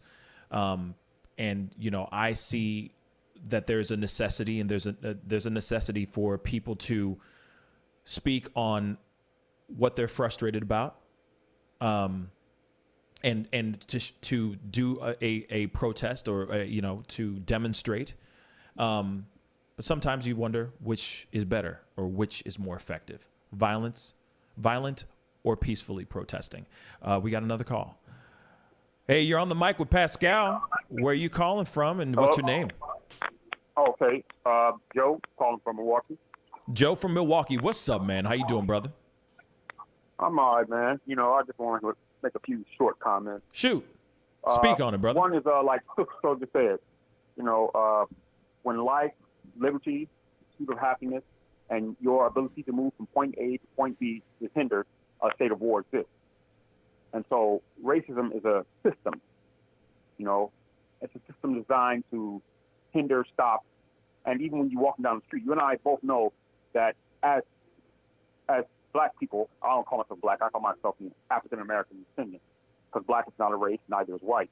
But when we have to monitor ourselves, we're afraid of our children when they go outside.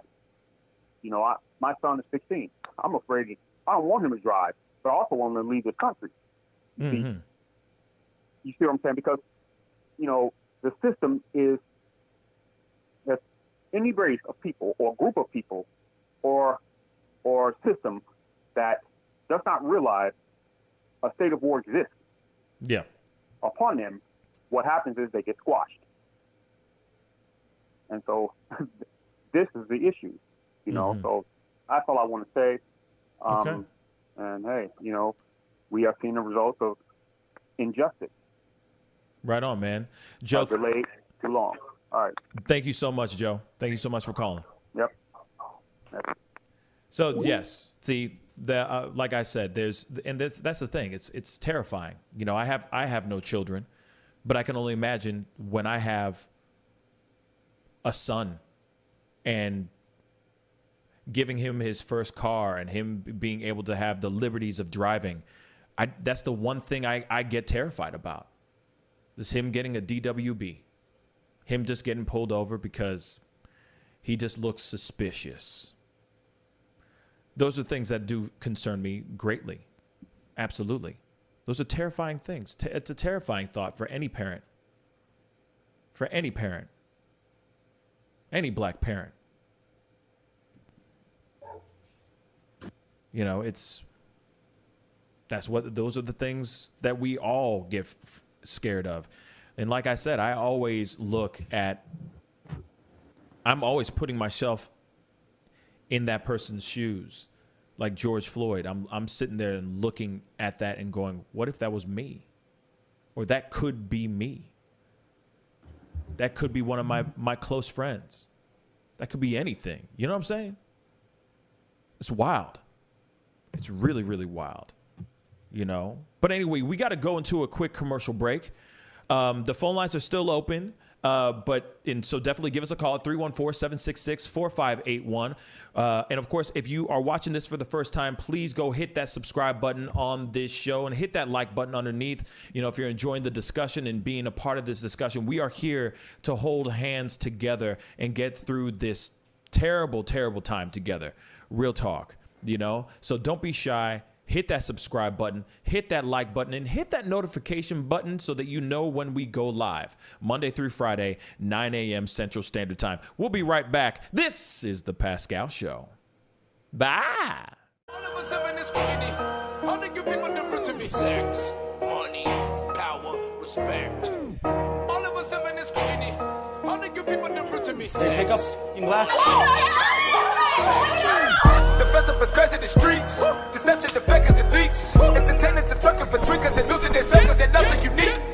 All of us under surveillance. We wasn't feeling they made it. Half of them stumbling around and they faded. They live in the world that's degrading for people that's constantly hated. But you see how he makes these S's in his body right here? That's where he's hanging on, and then he's moving forward with the locomotion of his ribs. That is classic Missouri rat snake right there. So I'm gonna go ahead and grab him before he gets into a hole. Now, these snakes are not biters. They won't bite as long as you don't squeeze them. If you just stop them like this, it'll freeze them, and then you just gently pull them back. As long as you don't squeeze them, they won't bite. Yo, Mike, what's up, man? Guy? Good to see you, man. Yeah, so Sugar Fire. Yeah. Fully open, right? Yeah, we're pretty much open. You can't sit inside yet. Monday you can sit inside a little bit. We'll have 25% of the tables inside, and then we're letting it rip outside. So I know that there's a lot of people really concerned about staying safe and all of that. No, So what are you guys doing in regards to that? Well, and we have extra people to clean, rub everything down all the time. Everybody inside's wearing masks. And we have those little stickers on the ground so everyone can stay 6 feet apart. Right on. The tables are all spaced out, inside and outside. Sugar Fire, open in full effect right now. They're staying healthy, they're staying clean. Go get you a rack of ribs. Sugar Fire, open right now. Thanks.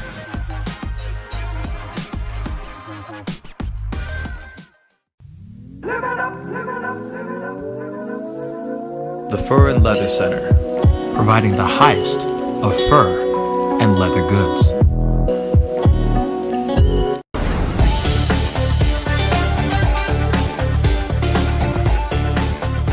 You're going to perform I'm sorry, tonight. I can't make this interview boring because this No, man it's is not too boring. exciting as a host. And I'm truly saying this, and if y'all can't do this, me and this man here is going to leave and go somewhere else so we can get some love. I want everyone in the building to say, I love Pascal on the count of 3. 1, 2, 3. Wow.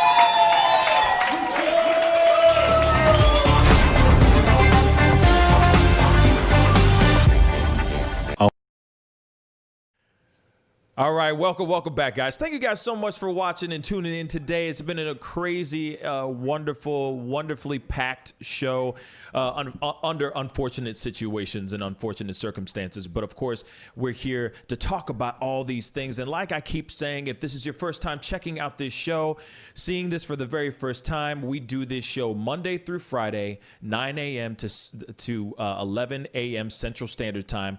I also do a nighttime show at 7 p.m. Central Standard Time, and every night, Monday through Friday. So sometimes to just talk about things that are going on, maybe just to hang out with you guys, talk to you guys, talk about other things that are trending, any news that we may have missed in that morning show, because sometimes we come on, like as of recently, things have been very, very heavy. Very, very heavy in regards to just the topics that we have. And there's so many other things going on in the world other than just Minneapolis and things that are going on over there. But of course, these are really important as well. So sometimes I go on at 7 p.m. to just talk about the other things that we have missed. And then I also do a live show on the weekends as well.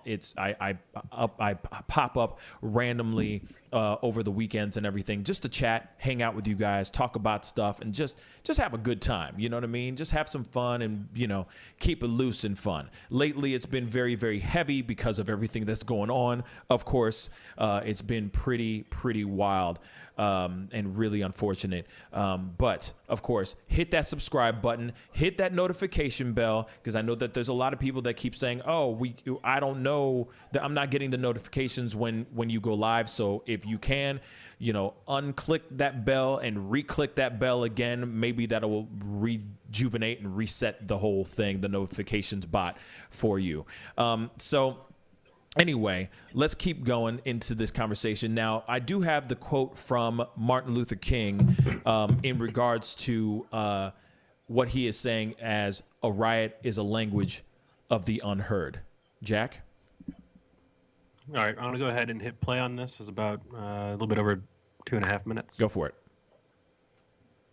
Let me say, as I've always said, and I will always continue to say, that riots are socially destructive and self-defeating. I'm still convinced that non-violence is the most potent weapon available to oppress people in their struggle for freedom and justice. I feel that violence will only create more social problems than they will solve, that in a real sense it is impractical for the Negro to even think of mounting a violent revolution in the United States. So I will continue to condemn riots and continue to say to my brothers and sisters that this is not the way. Continue to affirm that there is another way. But at the same time, it is as necessary for me to be as vigorous in condemning the conditions which cause persons to feel that they must engage in riotous activities as it is for me to condemn riots. I think America must see that riots do not develop out of thin air.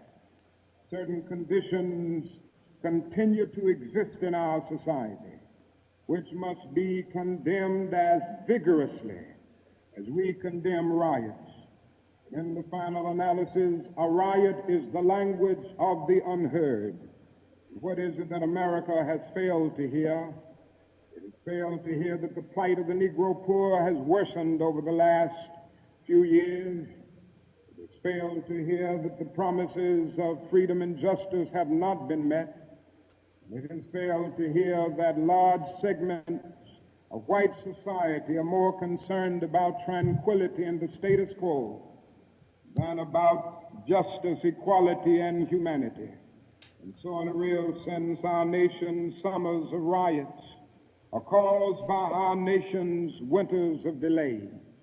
And as long as America postpones justice, we stand in the position of having these recurrences of violence and riots over and over again. Social justice and progress are the absolute guarantors of riot prevention.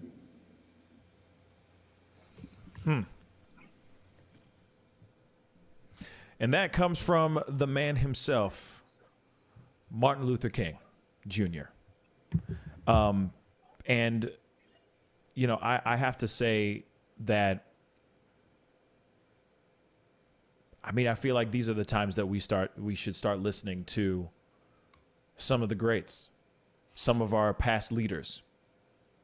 And sometimes we got to go to the past to find out what we need to do for the future, for sure. Fellas, what you think? I mean, the fact that it's just being repeated again and again and again, and progress is hard. Yeah. And I do not know the right way for things to move forward or how to make the right things move forward. Vote, get people out of power that shouldn't be in power. That's the peaceful protest, right? Right. That's the one that counts. Yeah. Tom. Yeah, I mean, it's hard to say. I mean, you know, I think obviously nonviolent protest is more palatable. It certainly gives everybody more of a feeling of the warm and fuzzies. I just don't know. I just don't know that. I just don't know what's going to work in this situation. I'm thinking about it. This all kind of goes back to like Rodney King, when people first started having like camcorders and stuff like that. Mm-hmm. And the violence that police had been enacting on the black community was finally seen by white America. And now that everybody has a cell phone, we're seeing it seems like on a weekly basis. And nothing's changing. You can sit here and scream until you're blue in the face and say, "Oh, we need to knock this out," but nothing's changing. Right. And so what do people do? Where do people find power? Where do people find a voice that'll be heard? And then it's a difficult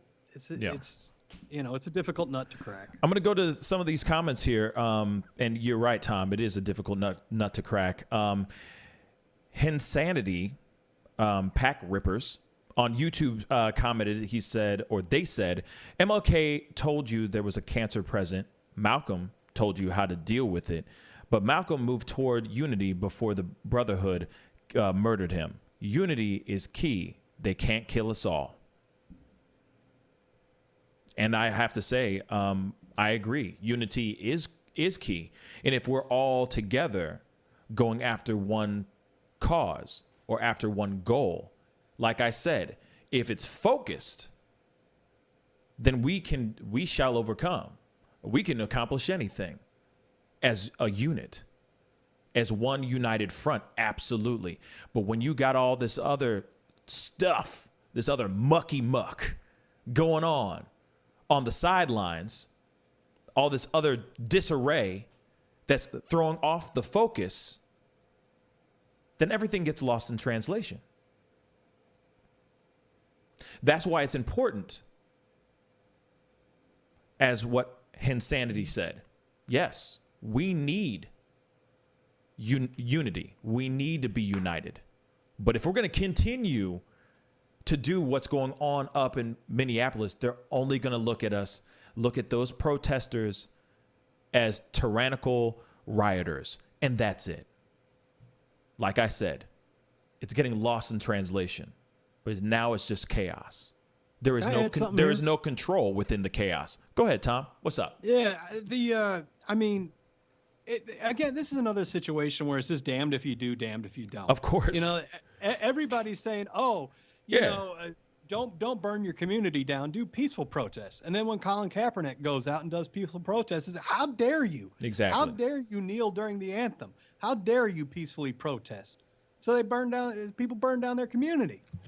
Don't burn down your community, peacefully protest. Peacefully protest, don't do that.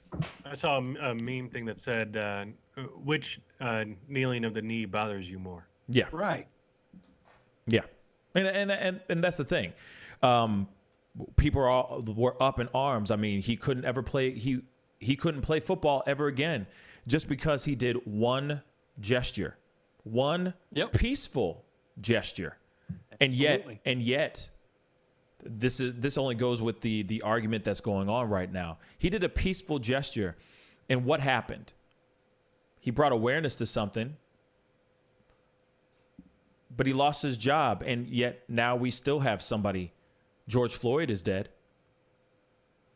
He kneeled. He peacefully protested. Peacefully. And yet we still have a man who's dead. We still have George Floyd. We still have our I can't breathe. So it's like, okay, do we really have to be violent? Do we really have to burn things down? Does America have to be on fire for racial injustices to subside between cops and blacks? That's a question I leave up to you guys. That's a question I toss to you guys, for sure. You know, there is no right answer. There's no answer to this. You know, there's no definitive answer to this question. But I do ask you guys. I do leave that up to you. You know, definitely let us know what you think. Comment down below or give us a call at 314-766-4581. You know, we are going to switch gears a tiny bit. It's still something that's going on in Minneapolis, which is wild. Or actually, I'm sorry, I forgot. There is one thing that we didn't talk about yet before I completely go into another subject that's still going on in Minneapolis, because we have to cover that next title. Trump had a very interesting tweet that later on got taken down or got blocked, if I'm correct. Tom, can you please read the tweet and let us know what's going on? Yeah, Trump took to Twitter today, as he feels the need to every morning. He took to Twitter today to weigh in on things. And one of his tweets got tagged Twitter said it was inciting violence. And I'll read the tweet now. I got it up here right now. Bam. Tweet says, "These thugs are dishonoring the memory of George Floyd, and I won't let that happen. Just spoke to Governor Tim Walz and today and told him that the military is with him all the way. Any difficulty, and we will assume control. But when the looting starts, the shooting starts. Thank you." Yes. So that tweet was removed for inciting violence. Of course. And that's the second of Trump's tweets this week that's been flagged for either being untrue or for inciting violence. But, you know, as we all heard yesterday, Trump had his executive order that's thought to be somewhat of a retaliation for Twitter fact-checking him a few days ago on mail-in voting. Mm-hmm. But, you know, I think obviously saying the shooting, when the looting starts, the shooting starts, but also the use of the coded language of thugs. And thugs, he capitalized thugs, the entire word. All capitalized. caps. So he knows he's sending out that dog whistle to people. That's the N-word. He might as well just say the N-word. Pretty much. Yeah. Pretty much. And it's funny because D.L. Hughley put up another tweet back to back. And one was about the protesters, the protesters that were on state capitol talking about how they wanted to get there in Michigan when they were saying that they wanted their barber shops open. They wanted to get their beauty salons back open. They wanted to get their nails done. And they were just saying, he said, these are very good people. Just emphasizing these are very good people that just want to get back to working again. And then he calls everybody up there in Minneapolis thugs. Yep. Because of someone who died, unjustifiably died. He calls them thugs. Yeah. And what did he Get call outta the here. people, the white supremacists in Charlotte that backed over that woman and killed her? He said, we're very fine people. Yet you smash out a store window or light a building on fire and you're a thug? Come on. This is coded language. He's speaking to his base, which, a lot of them are pretty racist. So. Yeah. Lax Paint on YouTube said the PD in my town handed out those racist blue line flags to some of the local businesses about 2 weeks ago. Some of the businesses only complied due to fear of retaliation for the 1 week. It's very interesting. I could see that. I could definitely see, boop. Yeah, we'll put it up. That's fine. Because I don't want any problems. I could see that.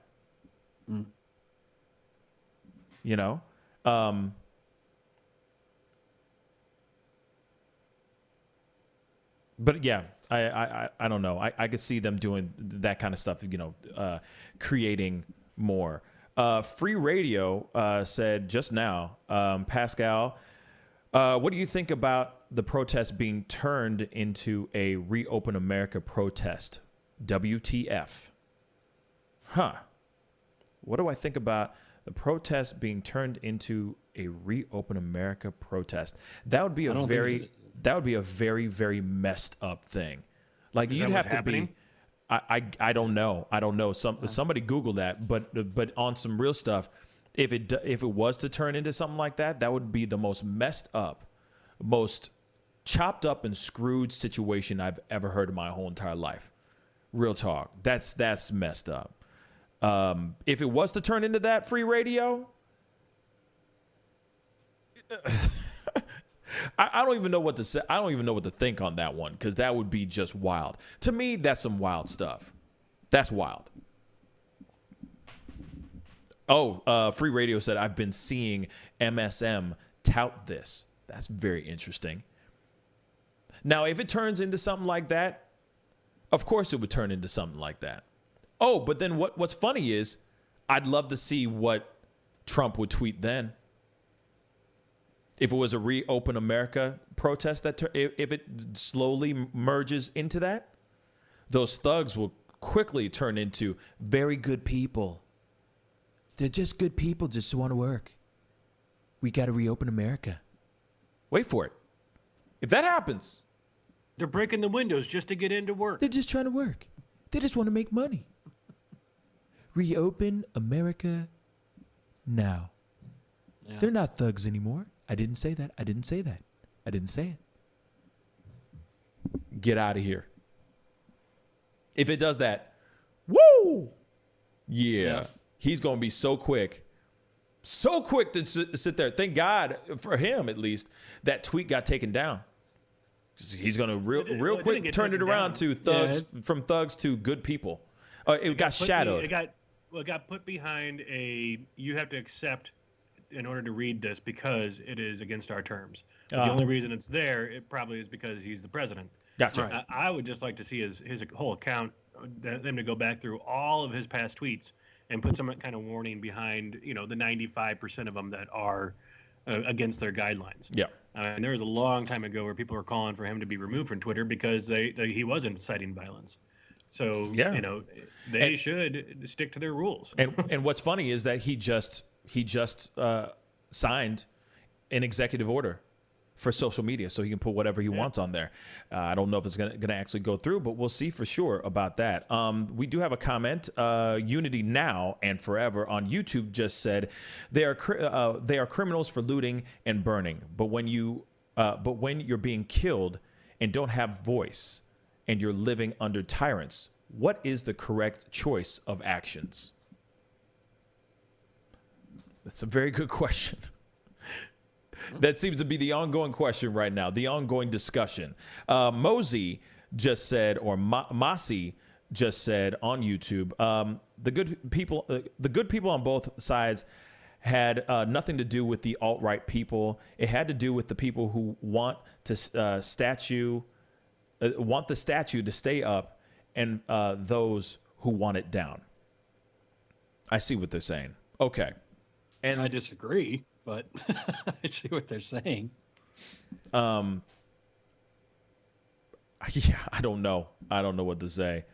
Yeah, I mean, he clearly said that there were good people on both sides of that, and one side was white nationalists. So I don't know. That's wow. Yes. Yogi just said on YouTube, something tells me we will see those two issues cross over each other, quarantines and martial law at the same time. You know what? Like what we read a second ago with Radio Free or Free Radio. Yeah, I mean that is a very good question. I mean, I have a feeling like that is like what we talked about. I said it a couple days ago, actually. I said it a couple shows ago where I said I have a feeling that it's going to be not only the reason why people are protesting and out there in the streets. I think that they're also frustrated about not making money. The unemployment rates are still climbing. It went up another 2 million people who claimed unemployment over the past couple days. It's starting to grow. So there's a lot of people that are just frustrated and angry to wear a mask, not wear a mask. People are going at each other. If you don't have a mask on in a supermarket, if you touch something, somebody starts freaking out. Like, it just keeps going and going. So I can see what Free Radio just said. I can see it slowly merging or quickly merging into that, because everybody's angry about something. And I keep on saying there is a nerve that's been unearthed, not just racial nerve. There's just a nerve of like, I'm furloughed, I still haven't gotten my unemployment check, or I'm unemployed, I want to go back to work, I'm sick of being around my children, you know what I'm saying? I'm sick of being around my spouse, whatever it might be. Everybody's frustrated about something, because we all are literally incarcerated right now. We are all locked up like a mug right now. So everybody's mad. So I can see everything just going pow like a powder keg. Fellas. Yeah, I mean, I would hope that the message wouldn't get muddled with the lockdown or anything. The message needs to be clear that police violence against black men needs to stop. It can't continue. Yeah. If it gets muddled with the quarantine or with shutdowns or masks, then it's lost. I think you need to keep focused on police violence. That's what it is. Right. One thing I'm seeing on this, though, is a lot of people that were critical of past protests that took police officers' sides in past instances of deaths at the hands of police.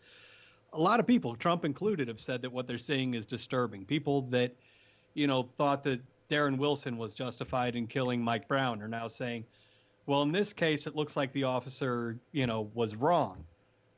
But I feel like a lot of people are going to take this situation as a one-off. A lot of people are going to look at this and say, oh, this is just this is, that this is an island, that this is a one-off thing that a cop, but it's not. This is happening all the time. Yeah. And when people like Darren Wilson get off scot-free, and countless other police officers that have killed unarmed black men get off scot-free, it creates an environment where this officer can kill a man in broad daylight on camera in front of a crowd. This circumstance didn't come out of didn't come out of like nowhere.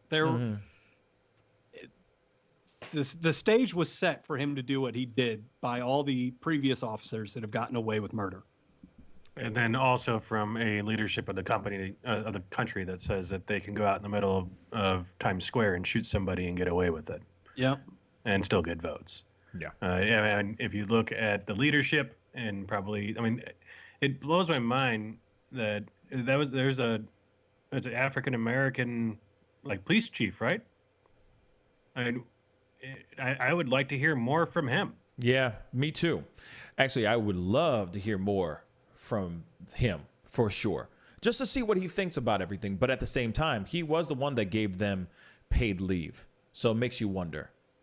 And I understand, sure I understand protect your own. I understand protect your own, but at the same time, well, I think that's one of those things that goes straight into like internal investigation. So, what are the steps that happen?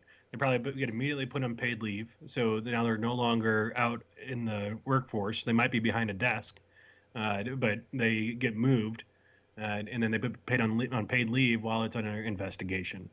Now, it's hard to say because those videos show George being held up against the wall, and then the one police car moves, and then they walk him across the street, and then you don't really see what happens to make it to where he's on the ground. Yeah. And we already know he's in cuffs. And why are two people on top of him?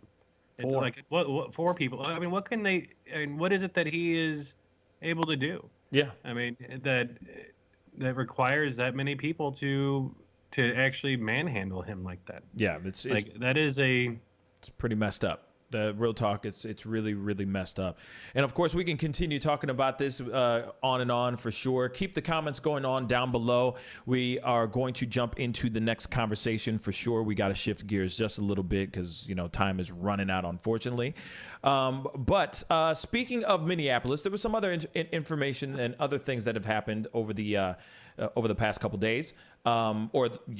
Actually over the past 24 hours, to be really honest. This is a new video that has just surfaced where a man he is a Fortune venture capitalist, and he was basically calling the cops on a group of black men that were at the gym in this local spot that he was at this building that he's a tenant of.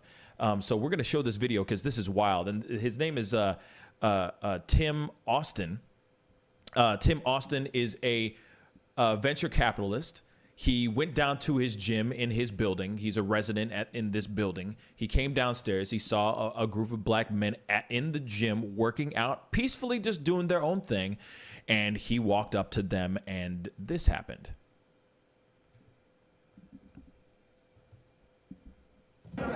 What'd you say we can't do?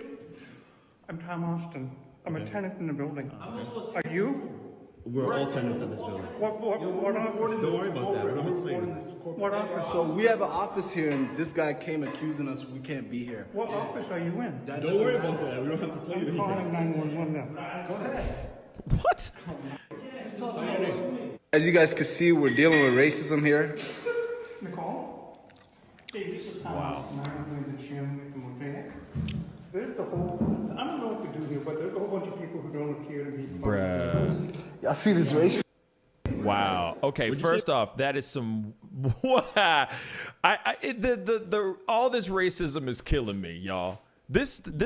All this racism is killing me, man. I don't know what to do anymore. And I'm sorry, it wasn't Tim Austin, it was Tom Austin, if I'm correct. And yes, venture capitalist out of nowhere, going down to the gym, sees a bunch of men working out at the gym, peacefully doing their own thing. They're not even acting a fool, not nothing. He has the audacity to walk up to these guys and say something. Oh, are you guys residents here? And from my understanding, he was asking to see the fob key, trying to find out if they were actual residents of that particular building while they were working out. They were just doing their own thing. And this is really what's going to go down, homeboy. Real talk, Tom Austin. Your first result, the first thing you think of is calling 911. The hell is wrong with you? What the hell is wrong with you, man? Do we have any more further story about that particular video? Just knowing that he got kicked out of the building as a tenant. But I haven't seen much more else.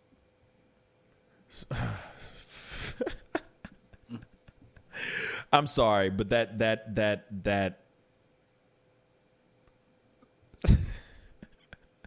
the fact that that's even existing, like he didn't even take 2 seconds. That wasn't even 2 seconds. Split decision, calling the cops. I'm calling 911. What? Guys they don't have to answer to you. They have no obligation to tell you anything. They weren't even doing anything. They were working out. They were at the gym. They were doing their thing. They were broing out. You know what I mean? Getting their swole on. You feel me? They weren't doing anything else. So suddenly, them doing that is unjustifiable. Suddenly, that's something wrong. Something's not right when there's oh Lord, there's more than 2 black men in a gathering. Oh no, I'm gonna get mugged while I'm doing a bench press. Get out of here, yo. And the fact that you have the audacity to sit there and ask them, oh, yeah, let me see, are you a resident here? They don't have any right to, they don't need to tell you a damn thing. They don't need to tell you a damn thing, guys. Shame on you, man. We got a phone call. Hold up. What's up? You're on the mic with Pascal. What's your name and where are you calling from? Hello? Yes, hi. You're on the phone with Pascal. What's your name and where are you calling from? I'm Christoph. I'm from Switzerland. Hey, what's up, man? All the way from Switzerland. Thank you so much for calling. Hello. Yes. Can you hear me? Wait. Hello. I'm calling from Switzerland. Okay. Yes. I just wanted to say, I'm a bit nervous. I'm sorry. It's okay. Take your time, my brother. Yes. Did you see the video where this one, probably a policeman, was part of the riot? Mm-hmm. Did you see that video? The video of which one? Hello? The video of which one? Hello? Hello? No, the thing is, I saw a video where probably a policeman himself did something like this. And my theory here is that the police tries to act like the protesters are doing this violence, but the police is doing this, or people from outside. And now they're trying to blame it on the protesters. You know what I mean? Yes. I think I get what you're saying. And I think this could be a problem because most things that I saw was that the most of the protesters weren't destroying businesses, but mostly people from outside. So I think it's a bit wrong if you blame the violence on the protesters. You know what I mean? I see what you're saying. Okay.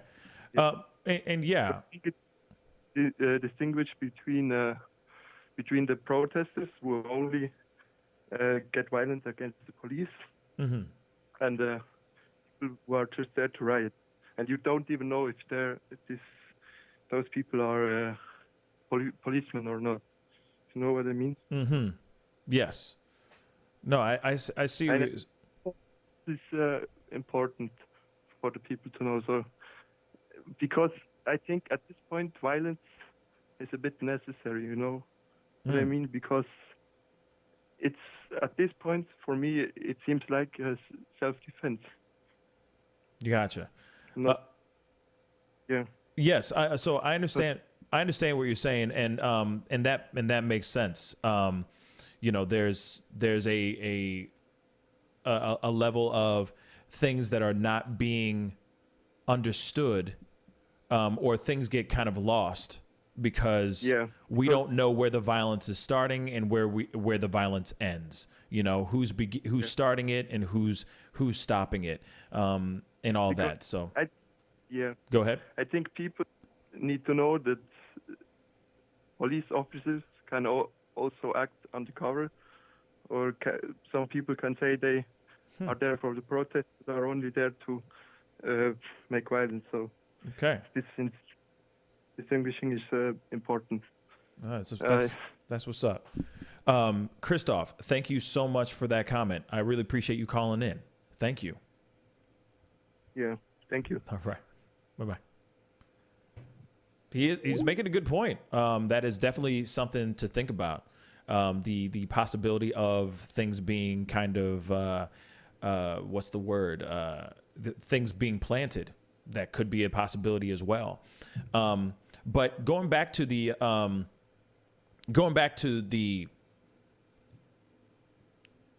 Tom Austin, what's weird and what's wild to me is that that guy was so quick to jump on, so quick to jump onto his phone, call up somebody, call up the cops, just because a bunch of guys were getting together and working out. They don't have any reason to tell him what they're doing there. He does that ain't his business. You know what I mean? That ain't his business at all, whatsoever. He can do whatever those kids can do whatever they damn well please. If they weren't doing anything bad, vandalizing, if they weren't doing anything, harassing him or anything of that sort, what's the big deal? Let those guys work out in peace and enjoy their time together as friends. Fellas, what do you think? I think they're. Go ahead, Jack. No one should have to explain why they're someplace. They're in workout outfits. It's not like they were in full-on mass gear and you can't tell who the person is at all, and they're in there like trying to take stuff out of the room. The people that go around and assume that everyone else has to justify their existence for them can just F off. Yep. Yeah. It's hard to grasp their understanding of reality. Like, what little bubble do they grow up in? Right. My thoughts exactly on what you just said. You literally took the words right out of my mouth. Much better way of saying that for sure. Tom, what do you think? I mean, I think, between that guy and the lady in Central Park, and, we see these things all the time. There's just a lot of white people out there that don't want to see black people anywhere in their daily life. Word. They want to live their life in some fantasy white utopia where they never see black people. Yep. And when they see black people, they feel a certain way. They either feel afraid or angry, or maybe in a weird subconscious way guilty. I don't know. But there are some white people in this country that just never want to see a black face. Facts. And when they see it, they react. Now, the thing is he did make a response. He did respond with some sort of post or something like that. Do you guys mind did you guys find it at all? Because I would love to have that read out loud, because that is some wild stuff too. I've got it here. Okay, go for it, Tom. Yeah. It's kind of long. You want me to read the whole thing? Paraphrase or not paraphrase, but you can tell me when to shut up. Okay. But he said, "Yes, I effed up. Should have handled it differently. Not my job to have done anything. Building management had been complaining that tenants were allowing their friends to trespass and use a private gym that was authorized only for building tenants. said hello to everyone when I walked in, but after working out for 10 minutes, I noticed that one of the tenants seemed to have brought 4 friends, and I complained to them that this isn't right. One guy was letting his other 4 friends in and out of the building with his pass card fob. 4 guys didn't have a fob. When I said something, they got in my face accusing me of racial profiling. I said I wasn't racially profiling, and it was all about suspicious activity and behavior. Because they were in my face and didn't have pass cards, I took photos and called the property manager. I only called the building property manager. I never called 911. I told them I'd have done the same thing if they were white or even a bunch of girls who were trespassing. But what surprises me is that we worked out in a gym together for another 45 minutes. I had already apologized to them for making them feel it was a race issue, and I listened to all their grievances about being black. Stop there. When that's enough. Okay. You want to know why that they were able to? Thank you, Tom. Thank you so much for reading that. Real talk. You want to know why that they were able to do 45 minutes of working out? Is because it was already put out into the ether. They already uploaded the video. That video was already out.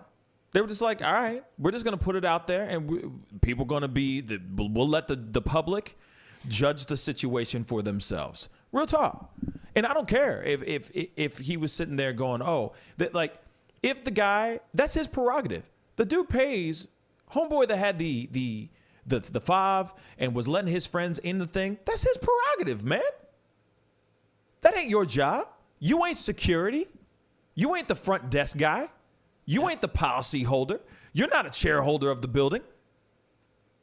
You know what I'm saying? You're sitting there. He's bringing his friends in. Let these dudes just work out in peace. Who cares? They weren't occupying your space. They weren't doing you any harm. Get out of here, man. If he was going to call 911 and he said, "I'm going to call 911," and then he really just calls the tenant person, why wouldn't he just say, "I'm going to call the tenant people so they can come in and see whether or not you're allowed to be here because you're breaking the tenant rules about the number of people you're allowed in"? That's a different way of phrasing things. Otherwise, it's like the Karen story in Central Park. I'm going to call the cops on you and tell them a black man's harassing me. Yep. Exactly. That's why it was what's so crazy is that he was so quick. Dude was so quick to call the cops. And I understand maybe there was a little bit of a conversation back and forth, maybe some fire being said back and forth in a way. But at the same time, it's like, how is it your business if you see one of the guys with the fob key, who obviously is a tenant there, is letting his friends come in to work out with him? Now, if this was like the 50th time you've gone down and it was the same 4 black guys in there working out with him, then I'd understand you saying something at that point. But right off the bat, when he's sitting there going, hey, like, I want to hang out with my boys. I want to work out. Like, hey, the gyms are closed. Everything's shut down. Come through, man. Come through and work out. You good? Shoot, I pay for this. I pay a whole bunch of money so I can work out here in my own home. So I'm about to use it. Hey, bruh. Yo, guys, you want to come through? Bet. Come through. There's nothing wrong with that. Now, like I said, if this was like 3rd, 4th, 5th time, whatever, and you're seeing this on a regular basis and you're like, yo, it's the same dudes. What the heck? I pay for this so I can work out here privately. They're not going to understand you going, hey, are you guys, like, I see you guys here all the time, blah, blah, blah. You just went off right off the bat and was trying to play like cop on some guys that are just wanting to get a workout in. That's BS, man. You better go sit somewhere. You ugly, Tom. Austin. Not Tom. Thank you. You ugly, bruh. You ugly. Go on, go sit somewhere, man.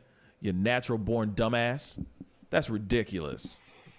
You're getting exactly what you deserve. And he's like, oh, if it was a bunch of girls, hell no, it wouldn't be. He wouldn't do that to a bunch of girls. No. You know, for a fact, he'd be sitting there taking creep shots while they're doing squats. Shut the hell up. Shut the hell up. Can I spot you? Exactly. And going, I got money. I could be your sugar daddy. Watch. Hey, I'm a venture capitalist. Come on. See? You feel me? He wouldn't be saying nothing. Trust and believe.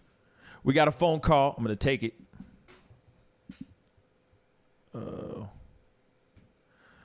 What's up? You're on the mic with Pascal. Where are you calling from, and what's your name? Hey, Pascal. What's up, man? My name is Chung. I'm calling from Louisiana. John from Louisiana? John? Yes, sir. How you doing, my brother? Thank you so much for calling in. Speak on it, John. What's on your mind? Yeah, man. I just wanted to say, first of all, thank you for hosting this. Like, I can't even, like, tell, like, what kind of, like, what you must be going through, like, the courage you need to have to host a discussion like this. Oh, thank you, like, brother. Bro, like, I can't even, like, I don't even know.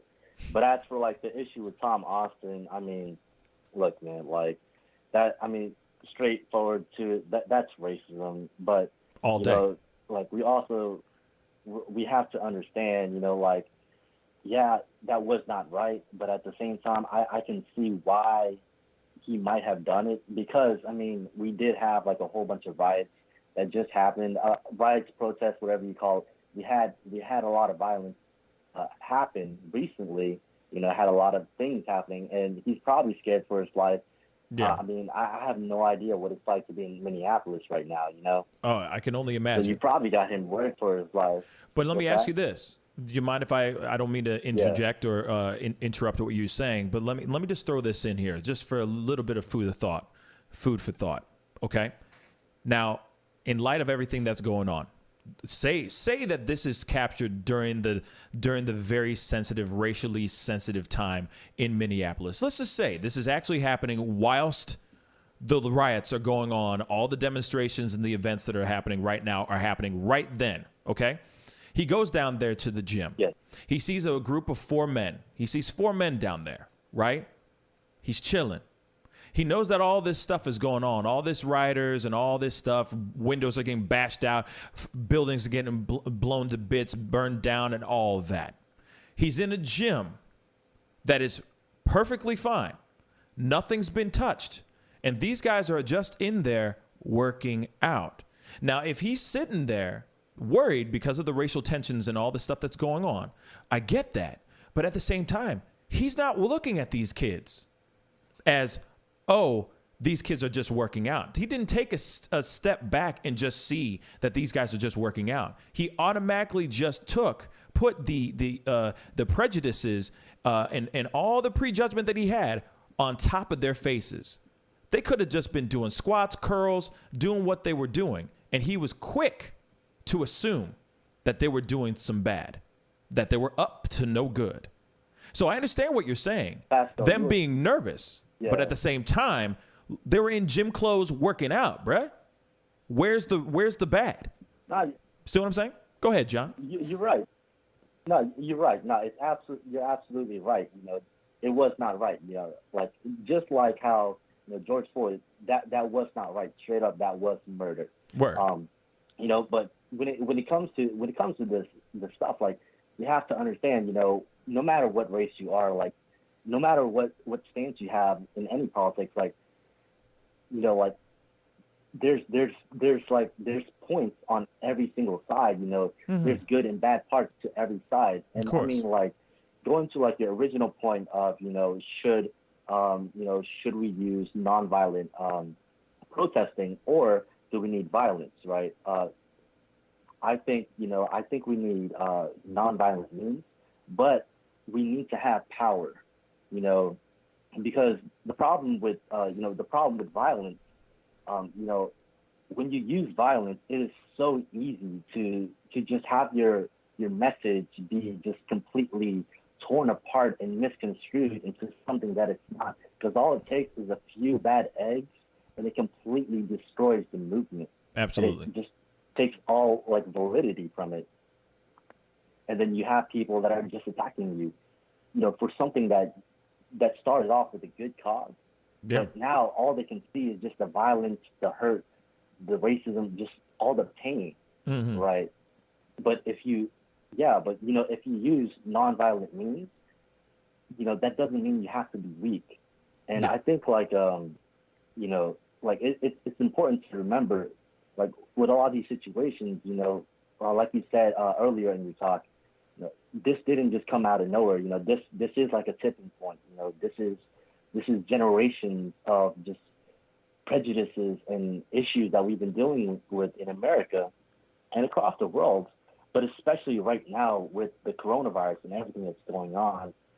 But also we have to learn, you know, we have to learn from history, because a lot of the things that we're dealing with right now, it's very similar to the LA riots of 1992. You know, that's a very good call. If we just let it continue and we don't, yeah, if we don't learn from, you know, from history will repeat itself. And I do not advocate for violence on any means, but that does not mean you have to be weak. Now, like, of course, you know, whenever you see a problem, you know, whenever there's a problem in the world, you know, first, to solve a problem, first you got to know there is a problem.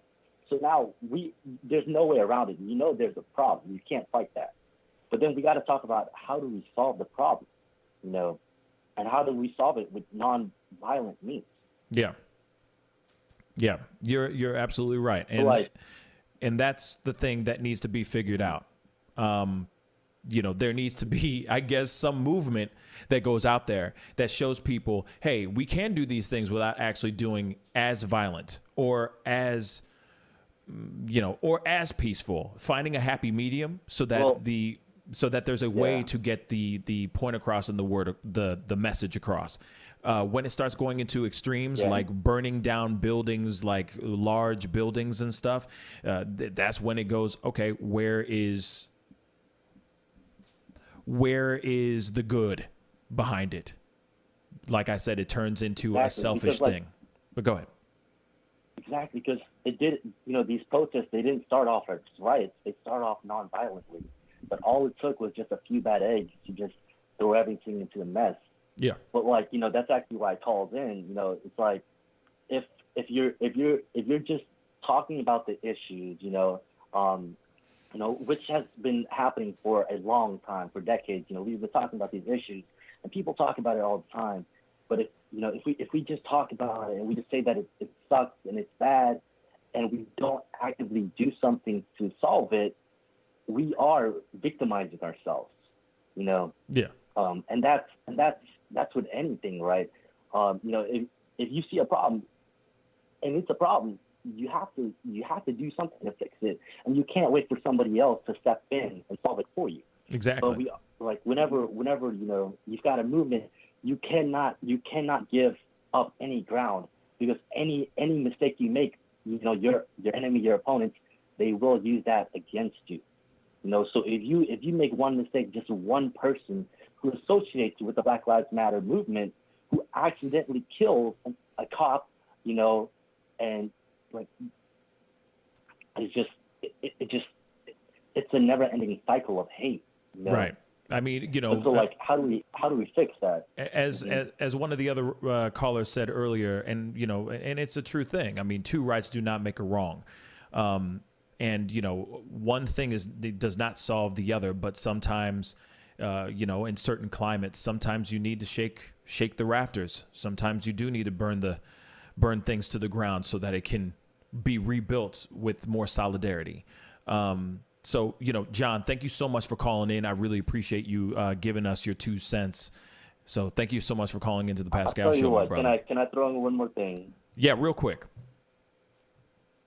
Yeah, okay, because there's many ways you can go about, you know, solving this. But one of the ways is, you know, having police officers from within the communities, you know, having more African Americans, you know, promoting, you know, policing your own communities, like not segregating ourselves. You know, that's not what I'm advocating for, but bringing more people of color, you know, of all races into the police force, so that they can be there, you know, making sure that this stuff doesn't happen.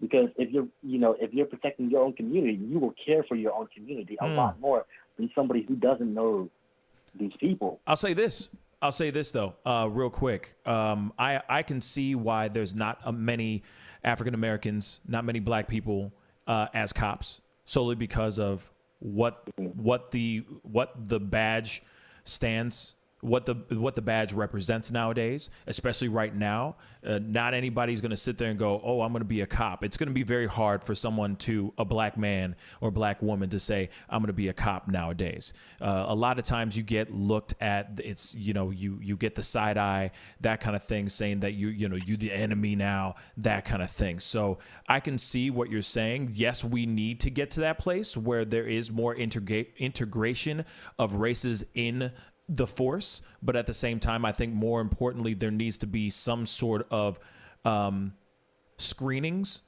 and training. And I feel like there needs to be those kind of trainings and those kind of screenings that happen a lot more often than they do. I think that the only time that they actually do screenings is when they fire their gun, or there's some traumatic thing that happens. Now, I'm not a cop, but this is just from my understanding on, the standard procedures of how things go. They do a psych eval, so on and so forth, but that's really about it. And then they get thrown back out on the street, back on patrol. So, John, thank you so much for calling in. That's a very, very good point. You made some very valuable points, man. Thank you so much for calling into the Pascal Show. I appreciate you for having me, man. Have a good one. Stay blessed, my brother. Peace. Bye. So yes, guys, I mean, there is no, set. There's no set answer to all of it. But yes, wow. Another phone call. We're going to take one more phone call, guys. All right. Hey, y'all, you're on the mic with Pascal. What's your name and where you calling from? Hey, what's up? My name is Free Radio, calling out of Nevada. Oh, what's up, Nevada? Free Radio. What's up, man? Hey, what's going on? Man, I just wanted to touch here on a few points. Okay, go for it. One of them being, with the previous caller, he said that he believes it would help if we have more African American, law enforcement. And while I agree, I don't think the issue here is race. The issue here is training. Mm-hmm. Black people don't necessarily need special handling. You do not see Asian police or law enforcement in Asian communities. You don't see, same with like Latino communities. So I think that the issue here, it all boils down to training, but it even goes further than that. It goes, why is it that predominantly these Karen-type individuals feel the need to use our emergency service, 911, as a threat towards minorities? That's the real issue that I see. It's like, what exactly is the consequence for misusing 911? I don't think there's any, as far as like legislation goes or laws go, right. And none of that is being enforced. And I think that's where, there's a lot of police brutality going on. There's a lot of abuse. And I mean, we all seen it. I've experienced it. I'm from Minneapolis, so I've been there. Yeah. But, the thing is, it's like, for me, it's like, why is it that, predominantly there's a group of, white individuals, they just happen to be white, that feel the need to not only intervene, with, like harass Black people on their daily lives, and then use our emergency service as proxy, as a threat. So they're almost using like, you know what I mean? It's almost like, it just seems a little bit strange. And I think that, as a society, regardless of race, I think we really do need to tackle down what exactly is the psychology behind that. What is the rationale? Is it racism? Is it just ignorance? And I truly believe that until there's a change, and I mean like a legislative change, that people start getting penalized and they start getting, their pocketbooks begin to get hit every time they dial 911 for, just completely ridiculous reason. Yeah. Then at that point, I don't think we'll see a change. That's just me personally. So I just wanted to, make that point. No, and I appreciate you making that point. You're absolutely right. I don't think that there's going to be, I don't think it's going to change anytime soon. With everything. I mean, the one thing that's more terrifying to America is the black man, is the black person. You know what I mean? Is black people, and that's something that needs to be unlearned. But I don't know if it's going to be unlearned anytime soon. You know, it's a constant. It's a constant vibe, and I think it's resurfaced ever since we've had a new president in office. Or the president that we have in office now. I mean, whether you agree with me or not, or if you're a Trump supporter or not, and I'm just saying that in general, you know, I think that there were certain things that were brought to light and were given, like for example, when Obama went into office, he shed light on a positive on what a positive African-American male and a positive African-American family looks like, and shook and shattered the stereotype just for a little while. Then we get a new president, and then everything goes to trash. Now, don't get me wrong. There were still police brutalities and social injustices that were going on, even when Obama was in office. But at the same time, there was something starting to loosen up in the country. And but now it's gotten tightened back up, and things are getting even more anxious and angry. And, you know, the Karens of the world need to cease to exist on some real ish. You know what I'm saying? These things need to stop. But I don't know what the answer is or how we can do that to make people unlearn.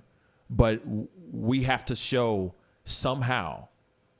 We have to make some movement to show and teach people how to unlearn the prejudices and the hate that they have in their heart, for sure. Oh, definitely. You know, I totally agree. And that's why, I mean, as much as painful as it is to watch my own city, you know, where I grew up and everything be destroyed, it's at the same time, it's like, hey, you know, we've already tried, as I said in the chat, we've already tried the Martin Luther King approach. You know, Kaepernick did it. There was an issue with it. You know, now we have to try the Malcolm X approach. You know, if I feel like it's almost like we have our hands tied, or at least that's how they want us to see it. You know, it's if we protest this way, it's bad. If we protest the other way, we're tyrants, we are thugs, we're criminals. It's like, come on now. I mean, basically just say what you really mean, which is you don't want, you know, minorities to protest. That's really all it boils down to, because at this point, you know, the goalpost keeps getting moved, and it's like, okay, what exactly is the right way to protest according to you? Exactly. You know, because if we would have done it like the gentleman, like the people from Michigan did, you know, we would have toted our guns to the the Capitol. Then, you know, I'm pretty sure there would be more police presence than there is right now in Minneapolis. Yeah. Right. So it's just one of those things. I think I just think people can't make up their minds, and by people I mean as society as a whole. Yeah. You know, I just think they can't make up their minds, and they just keep moving the goalposts, like, you know, setting these boundaries for how we should protest. When in reality, you know, we can at this point, you know, we have to do whatever we can to make change happen, regardless. And personally, I just think, you know, I think that Minneapolis is the right approach. I mean, it's a good start. Definitely, it's a good start. But you know, I think the change does need to happen in a more, you know, not only legislative process, but you know, we just need to rewrite the system. That's really all it is about. So. That is what's up, man. And Free Radio, thank you so much for calling in and just throwing in your 2 cents, man. We really appreciate it, brother. No, definitely. Yeah, I appreciate the show, man. All right, have a good one. Thank you, man. Peace. So there you go, guys. I mean, yes, there's no real end. There is no real answer, the solution to this situation. Obviously, things are going to be continuing to be as nuts and crazy as it's going to be. I mean, unfortunately, this is how the situation is. This is just how it is, unfortunately. But we're going to see what happens over the weekend for sure. If things start to subside or not. I mean, they're starting take over highways. They're protesting everywhere.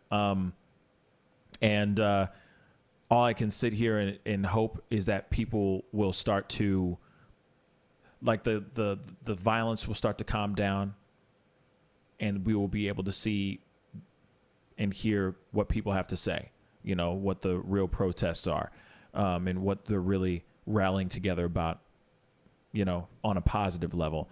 Okay, you know what? I know people keep calling. I'm taking this one last phone call, y'all. One last. This is going to be a quick one. All right. You on the mic with Pascal. What's your name and where you calling from? Hey, my name is Jordan Smith. I'm calling from Connecticut. Hey, Jordan, what's up, man? Thank you so much for calling in. You got like 2 minutes, so speak on it, my brother. Okay. All right. So, yeah, I mean, I believe, you know, the police in this country have just gotten way too much power, you know? That's it? Hello? I think I lost you. Okay. Thank you. I'm going to take this other one. Hey, you're on the mic with Pascal from the Pascal Show. What's your name and where are you calling from? This is Johnny from Tennessee. Johnny, Tennessee. What's up, man? You got 2 seconds. So speak on it. Let us know what you think. Okay. So a lot of people say the media, it's kind of I just have a question for you and for anybody else in the chat. If the media was white supremacist, why would they constantly demonize white people and highlight these cases when it comes to cops, white people shooting, like the Ahmaud Arbery case? Forget his name, Ahmaud something. Arbery, yeah. Ahmaud Arbery. Okay, yeah, him, and then this other case with George, what's his name? George Floyd. What's the guy in Minneapolis? George Floyd. George Floyd. Okay, George Floyd. Mm-hmm. That case and all the other cases. But why would they constantly be highlighting these cases, but ignoring cases like the case in the cemetery where those the black dude shot the old couple in the cemetery? The case where the white dude got killed by the cops.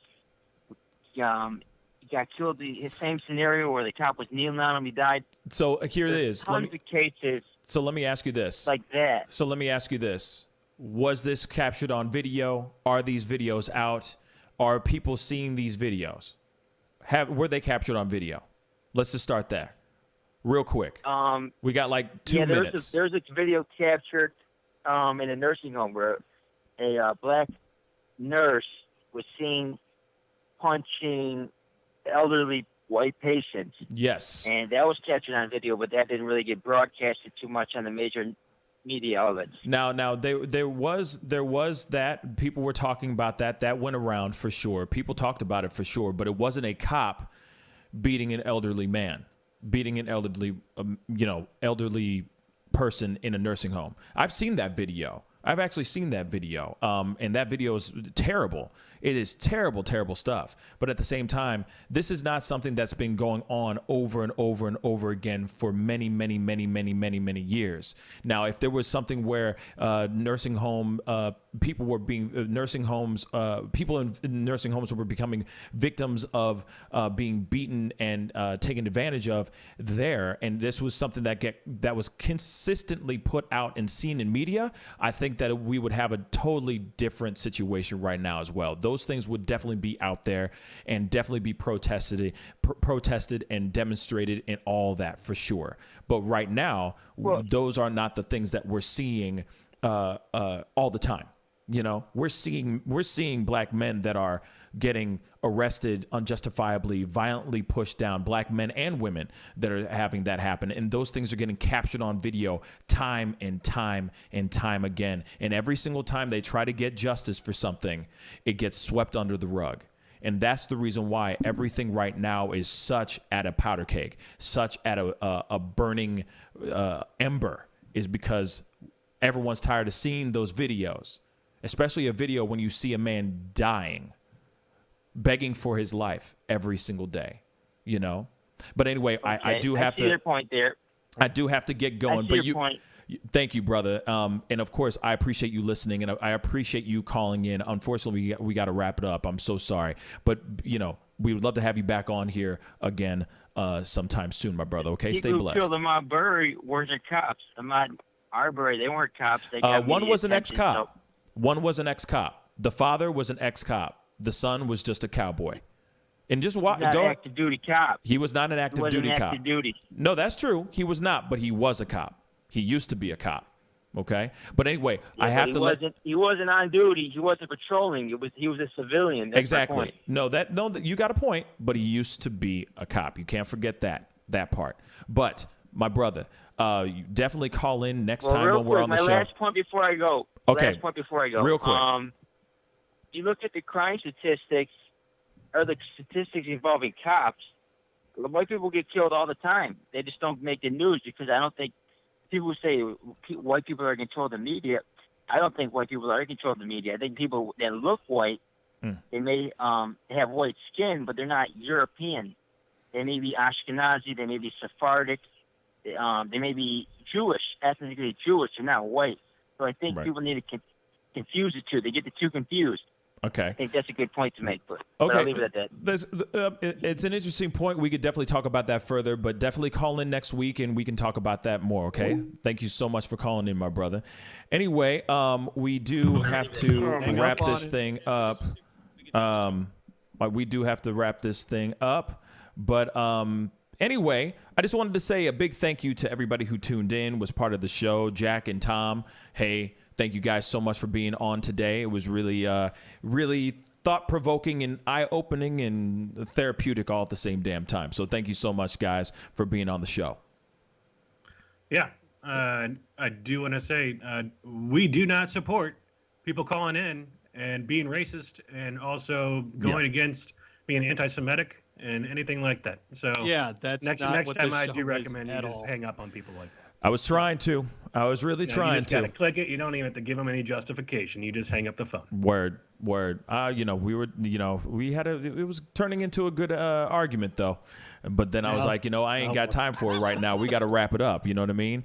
But anyway, guys, everybody who's watching right now, who has been watching, is continuing to watch the whole nine. Do me one small favor. Actually, do me two. Actually, three small favors. Number one, if you haven't done it yet, go to the YouTube channel, go hit that subscribe button and hit that notification bell. And of course, hit that like button underneath. That's part one. Part two, please go follow us on IG. Go follow my page, The Pascal Show on IG, all one word. Please go follow us there, okay? And also, number three, if you enjoyed this broadcast, if you enjoyed the conversation, if it's something that you really enjoyed, please, And so if you've enjoyed the broadcast, you enjoyed what you were doing, the whole nine, or what we were doing, all that, the whole nine, please tell at least two of your friends about the show. Share this feed or share it on social media, whatever. It would really, really mean a lot to us. We work really, really hard, and we're growing considerably, which is amazing. And I'm meeting a lot of really great people, a lot of great people from all over the world. We had people calling in from Switzerland today, guys. We got that international love. Oh, we getting out here, y'all. You know what I mean? We're spanning the globe. So please, tell your friends about us. Follow us on Instagram. And if you haven't done it yet, hit that subscribe button, okay? Anyway, it's time to get going. I'll be on a little bit later on tonight if you're interested in hanging out. So be sure to hit that notification bell so that you know when I go live, because tonight will be a little bit later than 7 p.m. 7 p.m. Central Standard Time. So be sure to be on the lookout for that. We're going to be talking about all kinds of stuff. I'm sure we're going to talk about more developing things that are going on. And if you guys feel like calling in, we will talk as well. Anyway, be good to yourselves. Be good to one another. Have a safe weekend if I don't see you guys tonight. I'll see you guys soon. This is The Pascal Show. Bye. Sex, money, power, respect. All of us have in this scrutiny. All of you people different to me. Hey, take up your glass. The vessel is crazy in the streets. Deception, the fakers and leaks. Entertainers are trucking for tweakers and losing their circles and nothing unique. All of us under surveillance. We wasn't feeling they made it. Half of them stumbling around and they faded. They live in the world that's degraded for people that's constantly hated. But you see how he makes these S's in his body right here? That's where he's hanging on, and then he's moving forward with the locomotion of his ribs. That is classic Missouri rat snake right there. I mean, so I'm gonna go ahead and grab him before he gets into a hole. Now, these snakes are not biters. They won't bite as long as you don't squeeze them. If you just stop them like this, it'll freeze them, and then you just gently pull them back. As long as you don't squeeze them, they won't bite. Yo, Mike, what's up, man? Guy? Good to see you, man. Yeah, so Sugar Fire. Yeah. Fully open, right? Yeah, we're pretty much open. So you can't sit inside yet. Monday you can sit inside a little bit. We'll have 25% of the tables inside, and then we're letting it rip outside. So I know that there's a lot of people really concerned about staying safe and all that. No, so what are you guys doing in regards to that? Well, we have extra people to clean and rub everything down all the time. Everybody inside's wearing masks. And we have little stickers on the ground so everyone can stay 6 feet apart. Right on. The tables are all spaced out, inside and outside. Sugar Fire, open in full effect right now. They're staying healthy, they're staying clean. Go get you a rack of ribs. Sugar Fire, open right now. Thanks.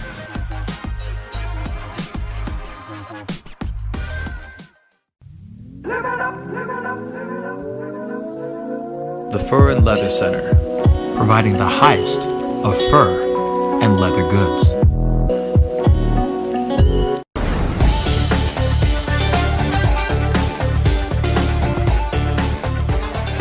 I'm sorry, I can't make this interview boring because this man is too exciting as a host. And I'm truly saying this, and if y'all can't do this, me and this man here is gonna leave and go somewhere else where we can get some love. I want everyone in the building to say, I love Pascal on the count of 3. 1, 2, 3. Wow.